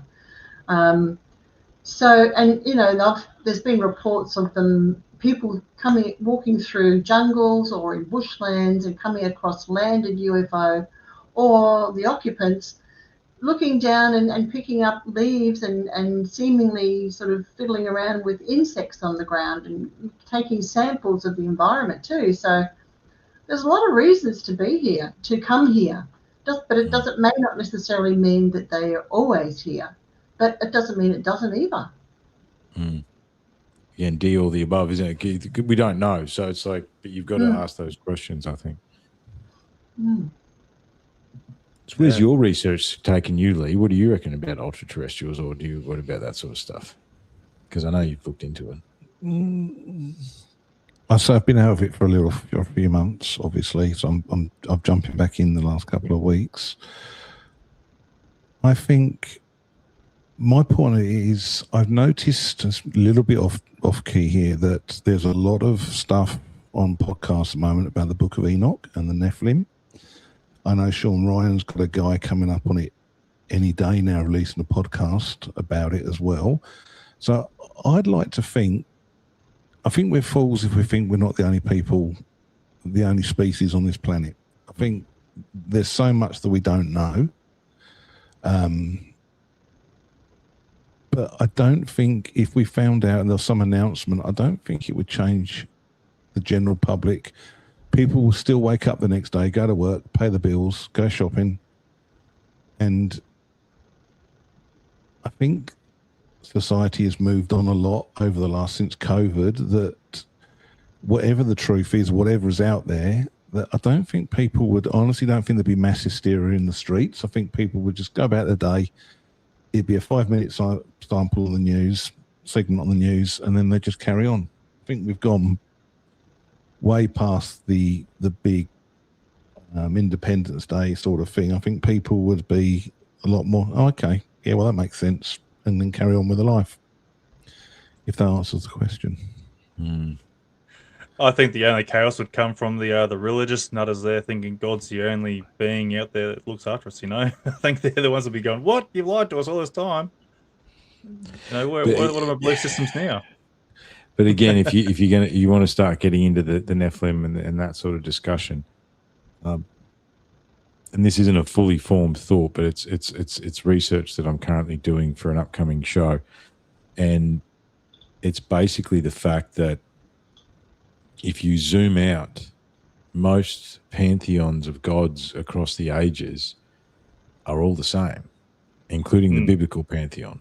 However, the difference with the biblical pantheon is they took away the feminine, which is part of the problem. Well, not so big part of the problem. That's the reason we're so out of balance. However, it echoes across time. So if the Nephilim are the fallen angels, are we talking about, you got to go back to Sumeria, you got to go to Enki and Enlil and Ninhursag, and, these... It could be a way, with everyone referring to the Bible, I think that sort of comes up. It was Paulina Luna, she was on JRE and she referenced the Bible, and I think that made everyone read it.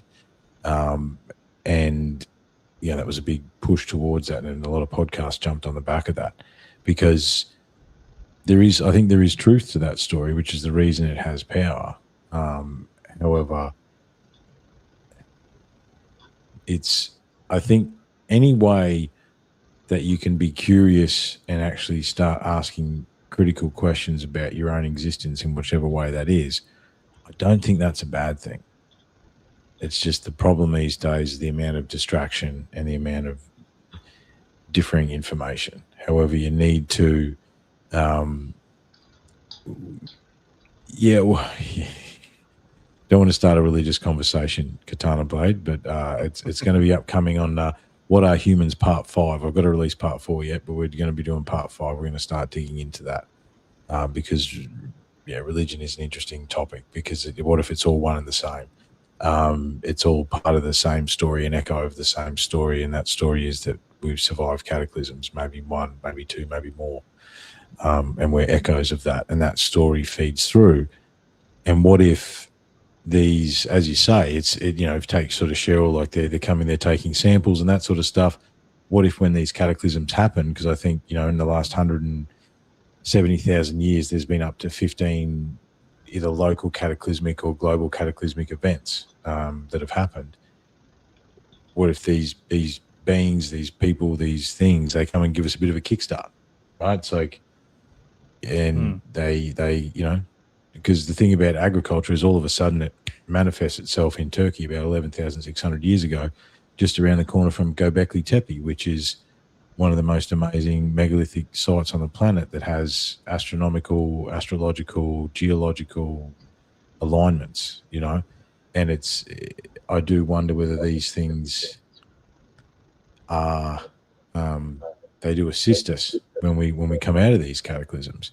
But I do, and someone said up there, interdimensional. I think we need to start thinking about interdimensions as well. You know, I think it was when we had the paranormal discussion, because it's sort of they go over each other, don't they? It's like, as amazing as our eyes are, we see 1% of the light spectrum.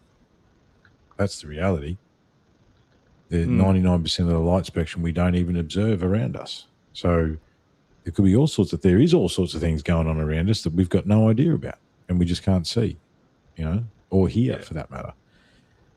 You know, so it all sort of at some point it all amalgamates. You know, like it's all like, how do we start sort of bringing all this together? Because if you read about the old stories about being abducted by fairies, or going to a fairy circle and telling them your name, and then they abduct you and then they bring you back, what's the difference between that and an old abduction phenomena from the 90s? Nothing really. It's just an interpretation of story. So it's fascinating to think about.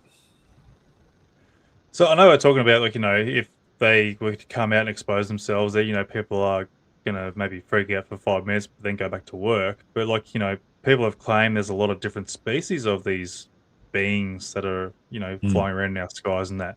Like, how are people going to react when they go and see, like, a grey walking out in front of them, or an insectoid, or, you know, something of that sort of strange, you know, real, I don't know, terrifying nature, you know?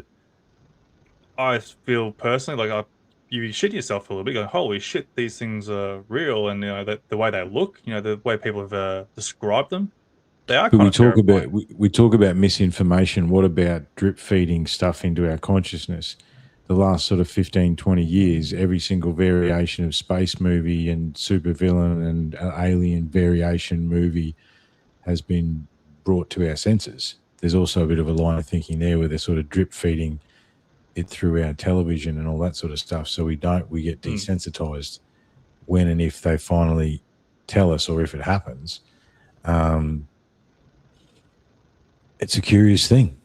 I'd love to. If there's one out there listening, come on to Unlocking the Code and we'll have a chat. I'll be fine. I'm not going to freak out. Let's have a discussion. Join us now. We'll do a collective down under. You know, exactly. Send them the StreamYard link. So then, on that note, then, like how much has been, you know, how many people's experiences have been influenced by Hollywood? This is, you know, again, the cultural. That's why I said, if you look at the 90s to 2000s, when we talked about the 90s and the abduction thing, the very first thought I had is, what is the baseline story of the X-Files, the original X-Files series? Is that Mulder did everything he did because his sister was abducted out a window. You know what I mean? And that was a cultural thing. And, you know, the 90s were very much like that. A lot of, you know, witchcraft and UFOs, and it was a crazy time. As far as all those sorts of things, paranormal, you know, the craft, and, you know, there was all that stuff was in that decade. And I do wonder whether it's a cultural thing. Now, is that then we sort of need to talk about the mental health aspect and people just projecting, or is it actually the phenomena adapting to the social aspects, you know? Because, I remember the implant thing. I didn't thought about that for a long time, that in the early 2000s, late 90s, there was a lot of implants, and there was all these x-rays coming out of these tiny little wires and stuff in people's skin. And Cheryl's right. And then they'd come back and they'd take them out. And, like, there was before and after shots back then. Then again, obviously this is all before anything that we're doing now. So it's not as easy to fake that stuff, but you'd get it, and there'd be like implants in the nose and in the leg. I was trying to remember. There's different ones. There's a whole heap of stories. The jaw, I think I've seen. Yeah, there's a fair few stuff, and they'd put them in and then they'd take them out. You know, like it's interesting whether it's a social or cultural, or how do you look at the different aspects of it and make sense of it. It's because it's hard to. You know, what is it? What are we actually talking about here? Because, you know, we've had, again, I do love doing these, because we also get some awesome people in the chats and sharing their experiences and their knowledge, and I really appreciate them doing that. but everyone has a different version, don't they, of a similar experience, and each unto their own, I suppose, is probably what we're trying to say. Yeah, every experience is different, but there's always a common ground to everything too. And like I've said this before, a lot of these people don't know each other because like it's worldwide phenomena and experiences. And like, how can people have such a common experience when they don't even know each other, or they weren't capable of collaborating back in those days, but yet they're seeing strange crafts describing the same shapes or same sort of descriptions, or they're seeing these beings and exactly the same thing. They're describing very similar traits of what these beings have got. So there's definitely something there. That's for sure. There was also a lot of collective experiences as well, wasn't there, Sheryl, in the 90s? Like there was the one in America, there was the flying, like these big ships that had come over different Phoenix Lights. Yeah, Phoenix Lights. There's the Phoenix Lights. There's ones in Europe and stuff like that where tens of thousands of people see a massive ship floating across the sky. But that doesn't seem to happen anymore. It's interesting. No, it's like it's almost a sense of they've left. Like the genuine cases of Elvis has left the building, well, so has the aliens. It's just gone. I was going to say before that in the 90s, I mean, we didn't get home computers hooked up to the internet until about mid-90s.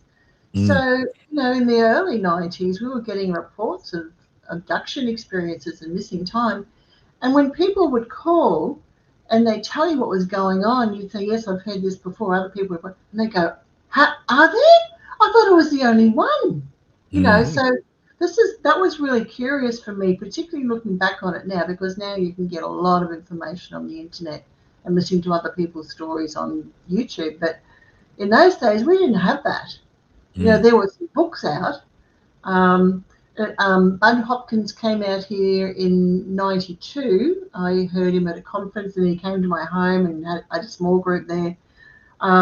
So this was all pretty new in relation to how much of it there was, But after he left, people just came out of the woodwork. So I don't think that they were making it up because of what Bud said. I think he gave them permission to speak out about their experiences, to come forward. So I don't know how much cultural impact there is in the phenomenon, but I do think it was a real phenomenon. Yeah. Oh, look, I don't doubt that it's a real phenomenon at all. Like, as I say, my research suggests that variations have been going on for thousands of years, Sheryl. That's what my research suggests, and similar experiences across all cultures. Eric von Daniken, he passed away. May he rest in peace. He was pretty old, but Chariots of the Gods is definitely one of those formative books. In fact, if anyone hasn't read Chariots of the Gods, it's a heavy read. Von Daniken's work is very heavy. However, if you can chew through it, there's some really interesting stuff. He came down here and he looked at Australia's Stonehenge and all that sort of stuff. He came down and looked at that many years ago. So may he rest in peace. But I mean, a lot of his books were talking about the stuff from the past as well. And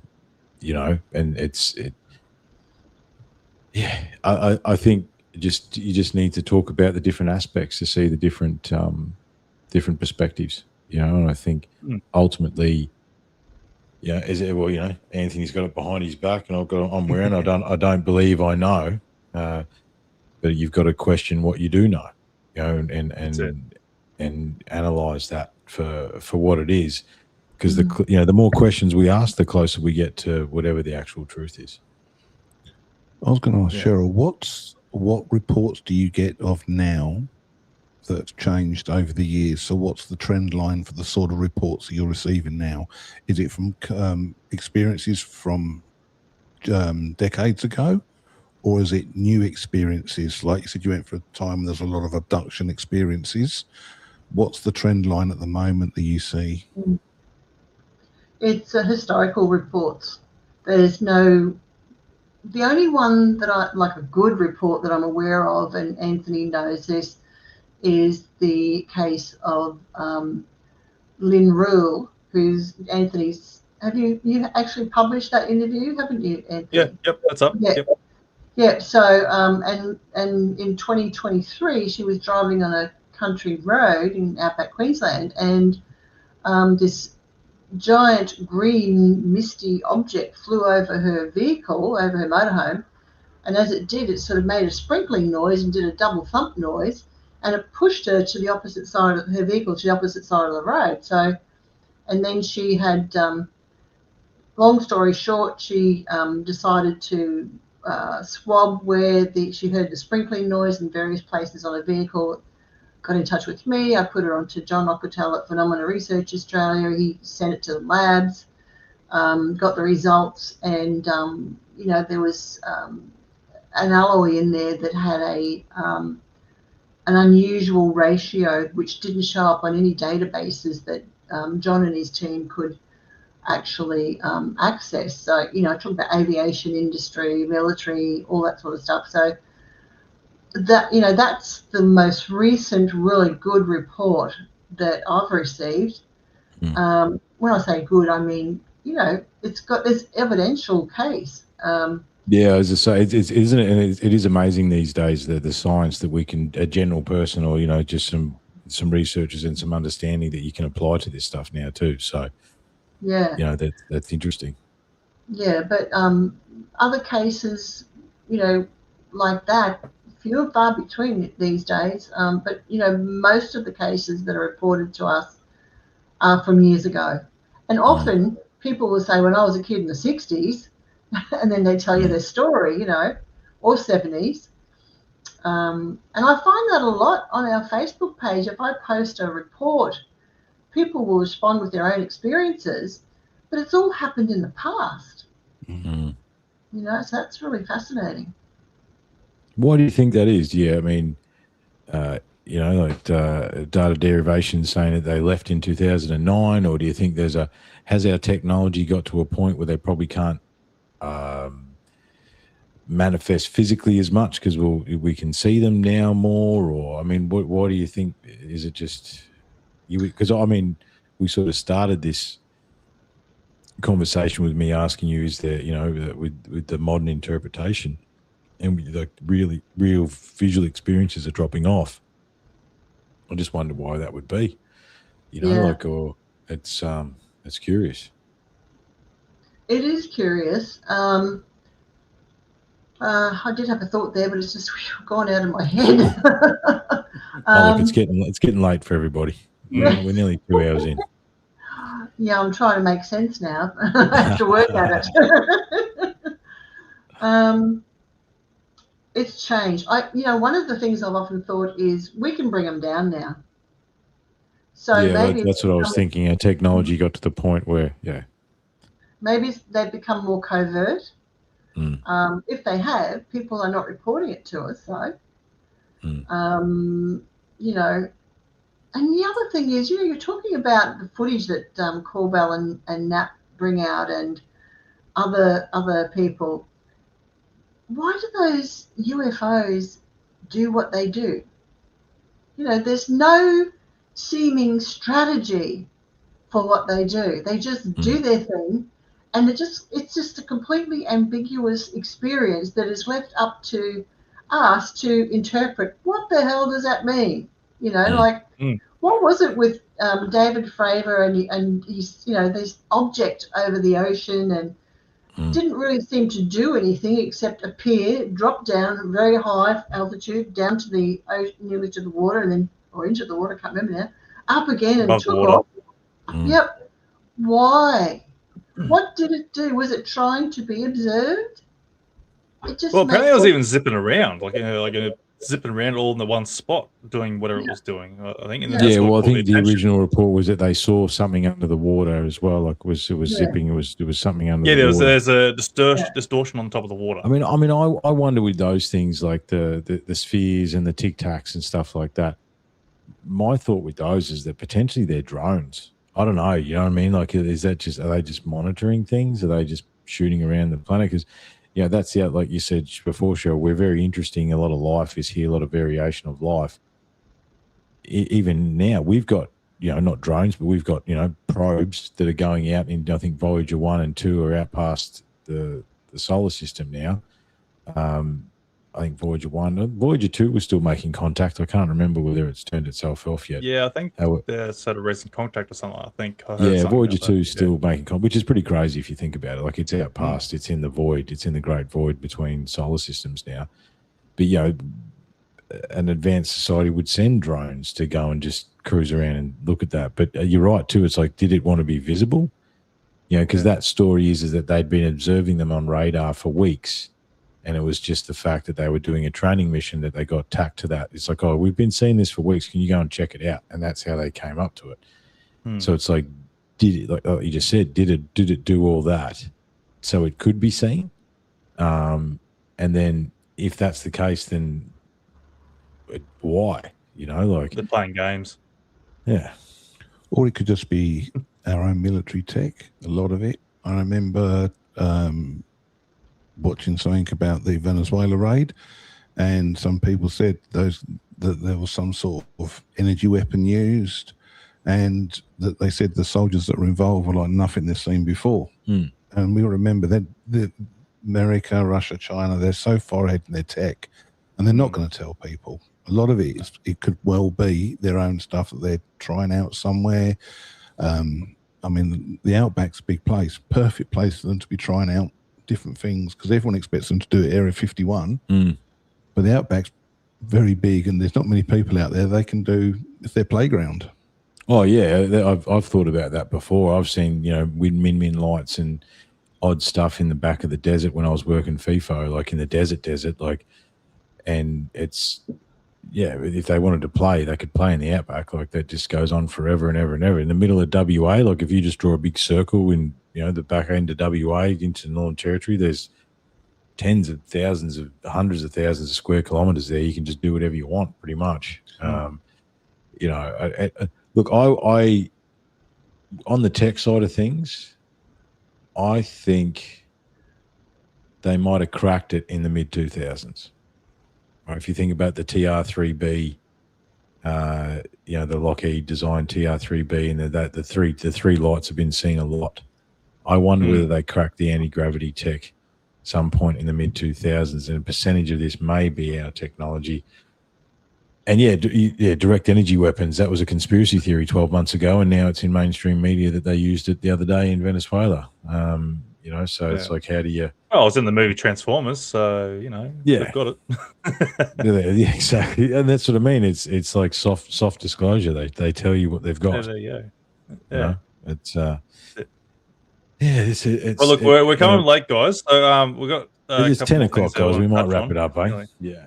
I'll just have a couple of things that we've sort of haven't touched on yet, because we've got the new footage released from George Knapp and Jeremy Corbell. Have you got it there? You're going to show us, or? I will. Hang on, I'll get this up at full screen, and I'll do that. It's a chandelier on a window. So here's your possible. Here's your TR3B. Yeah.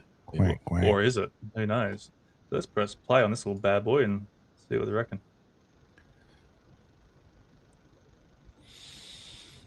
So more military footage. It's obviously been tracked by a weapon at some point. It's the classic triangle lights. I mean, that could be the TR3B.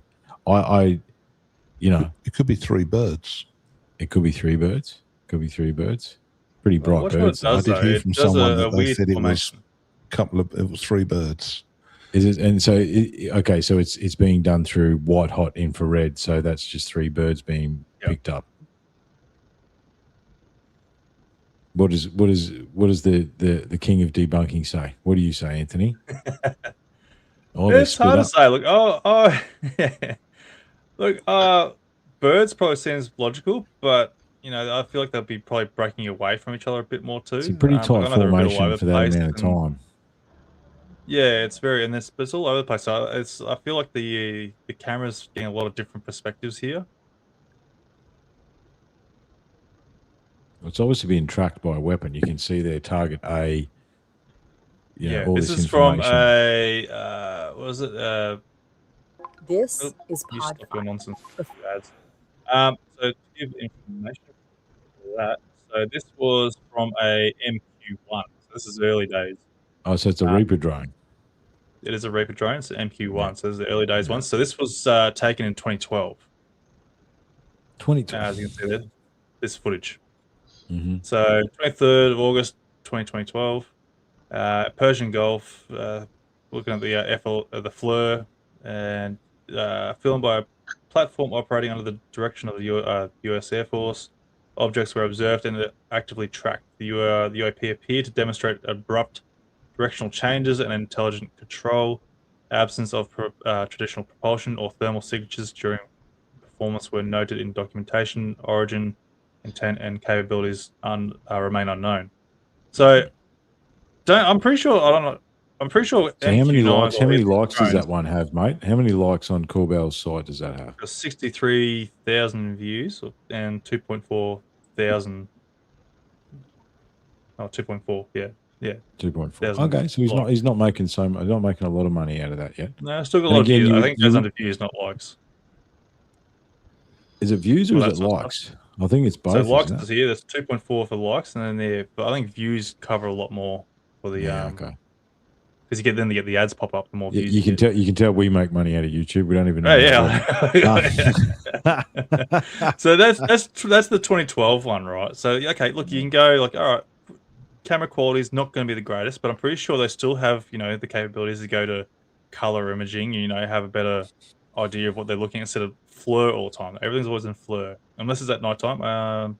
18:21. So I guess that'll be in the evening. Yeah, 6:20 in the evening. Yeah. Depends on where you are. Could be dark. That's right. I'm not sure what the seasons are like for daytime in there. I'm going to change my windows here, so give us a sec. Yeah, look, I don't know, man. I don't know. That could. I'm suspicious of everything these days. It's because of you. So my bad.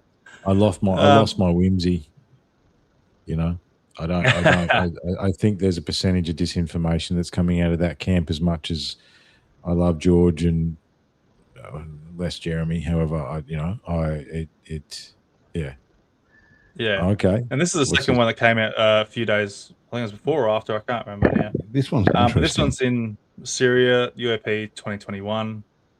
This one shows instantaneous speed. So we'll get this one going.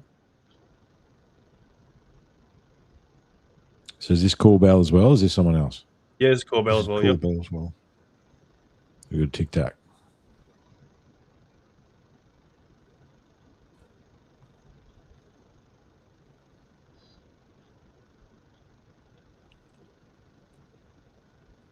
Sulking through the cameras. This is another drone, obviously. Yeah, it's the MQ9. This one.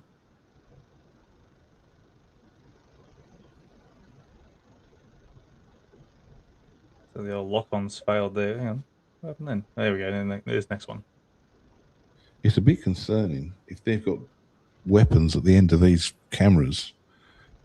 It's such bad quality. Yeah. So now we've got lock-on.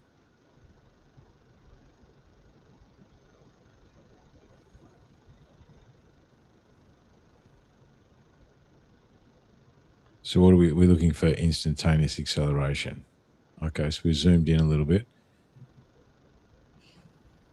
Tic-tac shape, square inside a circle.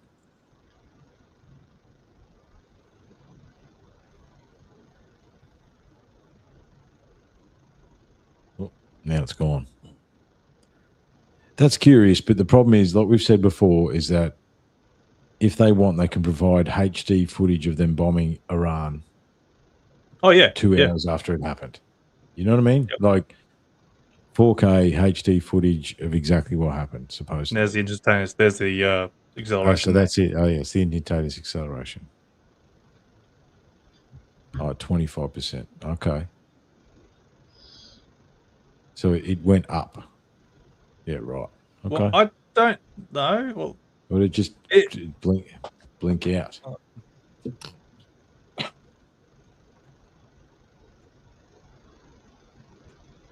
Oh, okay. I see. It shoots across the sky there. Okay. 5% speed. What are your thoughts, Sheryl?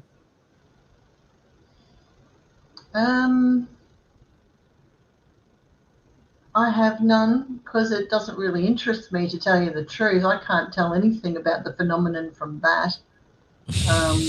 I don't even know what I'm looking at, really. Like, what's the origin, really? You know. Yeah. If I knew more about it, maybe. Yeah.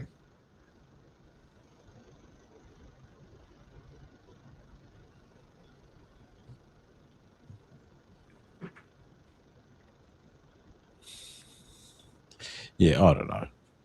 There it goes. Yeah, anyway. There's more Oh, no. things. The problem is there's that revenue there. I just gave him revenue. Damn it. the problem is that with any of these things, like you said, what did we learn from that? What did we actually learn from that? That there's weird That's things in right. the sky that move strangely. We already knew that. You know what I mean? Like there's no, unless Bob the Grey Alien, you know, lands. What did we say the other? We said this before. Unless they simultaneously land on like 10 different cultures' lawns at once, and you know, so they pick the main cultures of the planet and they land there all simultaneously, then we might believe it. But anything apart from that, how can you? And that's the problem. This is where we end up every time. It's like it's like, yeah, that's cool. It's something weird that moves in the sky. That's what I saw when I was 13. That's the reason I'm here talking to you guys. You know what I mean? Like I saw something zigzagging across the sky that I'll never ever forget. So we already knew that. Like how do we advance the phenomena? How do we what actually is it? You know what I mean? It's where we end up. The other question is like, sorry, Leigh, go, mate. If you look at Jeremy's views, you'll see that there's, if I'm right, there's a trend line down that they've dropped off over time, which means that the public are becoming bored with seeing that. Yeah. And there's a tipping point, and you don't want the public to be bored with this phenomena, because people who do speak up, who are genuine, people will just brush them aside. And like I said, you read a lot of these YouTube guys and you see the comments there. People are like, yeah. What's new? Same what Sheryl said. It doesn't progress anything. And it's dangerous, because then when the genuine people do speak up, the public are already against it. Oh, no, another one of those UFO people again. Just another one of them, which isn't going to help forward the cause, I don't think. Well, I think everyone's getting tired, and we're just about to tick over 2 hours, so maybe we wrap it up. But I was, Sheryl, we've had this discussion for countless hours, both on the mic and off the mic. What do you think would change us, right? Because it's like, because if you think about it, if I said to you 30 years ago, we're going to have FLIR footage of a UFO in the sky, everyone would be like, oh my God, really? That's going to change the world, but no one cares, right? You know what I mean? And we just sort of went, what are we going to learn? So obviously, again, you know, understanding experiences from a human point of view, all that sort of thing, but what would be the tipping point? What would, you know, we believe that we know, but what would be the tipping point for the greater public, do you think? I mean, you know, you've been entrenched in this for longer than all of us, so. I think we have to have, how can I say it? Disclosure is going to be by the aliens, not us. Put it that way, if I could say it like aliens, UAP, NHI, call it what you like. And I think if they showed up, you know, in every country, like I think someone said, that'd be like, make people look up and go, what the heck? You know, I think people just are really hard to move. It's hard to move their mental processes. And let's face it, we don't really respond well to unsolicited advice. The changes in our attitude to anything start from the inside of our mind. The key's in there. And that's where we have to, you know, people seem to wake up like dominoes, you know, like one after the other, after the other, after the other. I'm not even sure we can wake people up doing what we do. I mean, we're keeping the phenomenon alive, not letting it disappear into the annals of history, and that's really important. But we're really just playing a waiting game. We're waiting for individuals to wake up. And I think, we can put all the information in front of them. When I got involved in this, or in the phenomenon, and I started speaking to social groups, I thought, well, if I lay all this information at the feet of people, they're going to go, wow. Well, guess what? They didn't. Well, fool me. So, it's really just a waiting game, but we have to keep it alive until people do that. Yeah. Yeah, look, I agree. That's a pretty good way to end it, Anthony. I don't know about you, mate, but unless you've got any final thoughts or anything else. Yeah, like that. No, I just want to add on to what we're just looking at here. Like, I think we're always seeing the same shit with the the MQ-9 Reaper drones doing their FLIR thing. Nothing's changing out of that. Jeremy and George seem to say they got these people in the inside there talking to them, and they seem to keep leaking the same sort of footage over and over again. And it's like, well, I'm sure someone in there has access to something a lot more convincing and a lot more detailed, to go and leak. Like, why not leak something that's actually, genuine, I suppose, like where it can be. It can't be, I've lost the word now, but can't be discredited. Security or whatever. Yeah, like, screw bloody national security is, what are they really protecting us from if it's, if they're going to keep giving us this sort of shit? Look, I think if the descent into chaos on a global scale continues, we're probably more likely to get something pretty amazing happening. I think may not mean it's good for us globally. However, as the chaos continues to unfold, maybe we might get that piece of evidence. But the reality is, as we've just discussed, we don't even know what that piece of evidence is. Cheryl's here as a representative of UFOs Queensland, has been for however long. Everyone's been in this phenomena for years and years and years, and we are just sort of holding space. We're just holding space. The new footage comes up, we have a look at it, it's the same blurry stuff, something zigzagging around, maybe or not. The next congressional hearing comes and they say the same thing that Stephen Greer said in 1999. Like, it's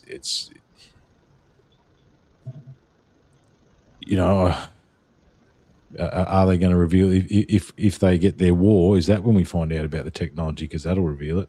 You know what I mean? That's the problem. Yeah, it is. So before we finish up, Cheryl, do you want to add any final thoughts or want to share where everyone can reach you and whatnot? Via our website, anything. Just look up UFO Research Queensland on YouTube, on Facebook, on the internet. You'll find us. And the website's ufoiq.org. And look forward to hearing from people. Wonderful. Triff and Leigh, you want to do your little spiels? Just unlocking the code at there's an interesting question to finish. Unlocking the code on Spotify, YouTube, Instagram, that sort of stuff. Sort of steering away from social media. I don't know how much benefit there is to it anymore, but still doing the show. So no, definitely come and give us a listen. Actually, the last one is with you, mate. Paranormal Investigations. That was an excellent episode. That was, we showed footage of a real paranormal experience, and same again, no one really cared. So it's like, here's actually footage of a real paranormal experience out of thousands of hours of Leigh talking to him. I went, oh yeah. Leigh, obviously you want to give up where you're from? And we're back in action with the film again. We're picking it up now. We've got some meetings coming up for the next couple of weeks. There's some stuff. We did have a YouTube page for the film, but it disappeared off the internet. So I don't know what happened there. So we're going to have some updates. We'll start doing some updates. I'll catch up with James again next week, and we're going to be carrying on rolling with that again. Unfortunately, we've had to take some time out the last few months. but we haven't forgotten about it to our hearts, what we're doing. So it's back on again. Yeah, that's all right. Just a quick question from Sarah Woodend to Sheryl there. Do you think it's spiritual or stuff there? Just for a quick little one. Sarah, I think it's just a bit late in the night to go into that question. That's all right. That's fine. It's a really big question. Yeah, maybe another time. That's all right. That's fine. No, that's not a problem at all. But yeah, guys, look, obviously it's been an awesome night there talking with you guys there. We've covered so much here and lots more going on in the world that we don't understand here. I am premiering my little Tally Nest explorations. Did their at Cardwell last year, so that'll be premiering 6 o'clock tomorrow night, Australian Eastern Standard Time. Okay, cool, man. There, so, send me the link. Send me the link so I can shoot it out to everybody. Yeah, that's right. It's on the Facebook page there anyway, so people can go on, tune into it. It's a live premiere. I think that's how it works. Like, you know, the shows and everyone can tune into it. Sort of like the live stream, but it's not us. It's just the video. I think that's how it works. Anyway, yeah, check that out. It's gonna be cool. Yeah, it's a nice little. It really shows, like, you know, how when you're trying to research into something, you're finding drips and drabs of different information everywhere, and then you're trying to throw it all together, and you're lost. You lose yourself because you mix things up and shit like you'll see it throughout the video, and then, you know, later on down the track, we're like, oh yeah, now we actually don't know what's happening because things are matching up. Anyway, I'm going to shut up and stop babbling. But anyway, guys, thank you so much for joining us, and until next time. Thanks, Joe. Appreciate your time tonight. Thanks for joining us. Yeah, it's been good. Thank you. And thanks to everyone in the chat there for joining in. It's great seeing you there again and joining us and whatnots. And it's absolutely it's always awesome. Fun. Great seeing Thanks, you guys. again. Much appreciated. Bye-bye. Very much, Leigh. Catch you later. Bye.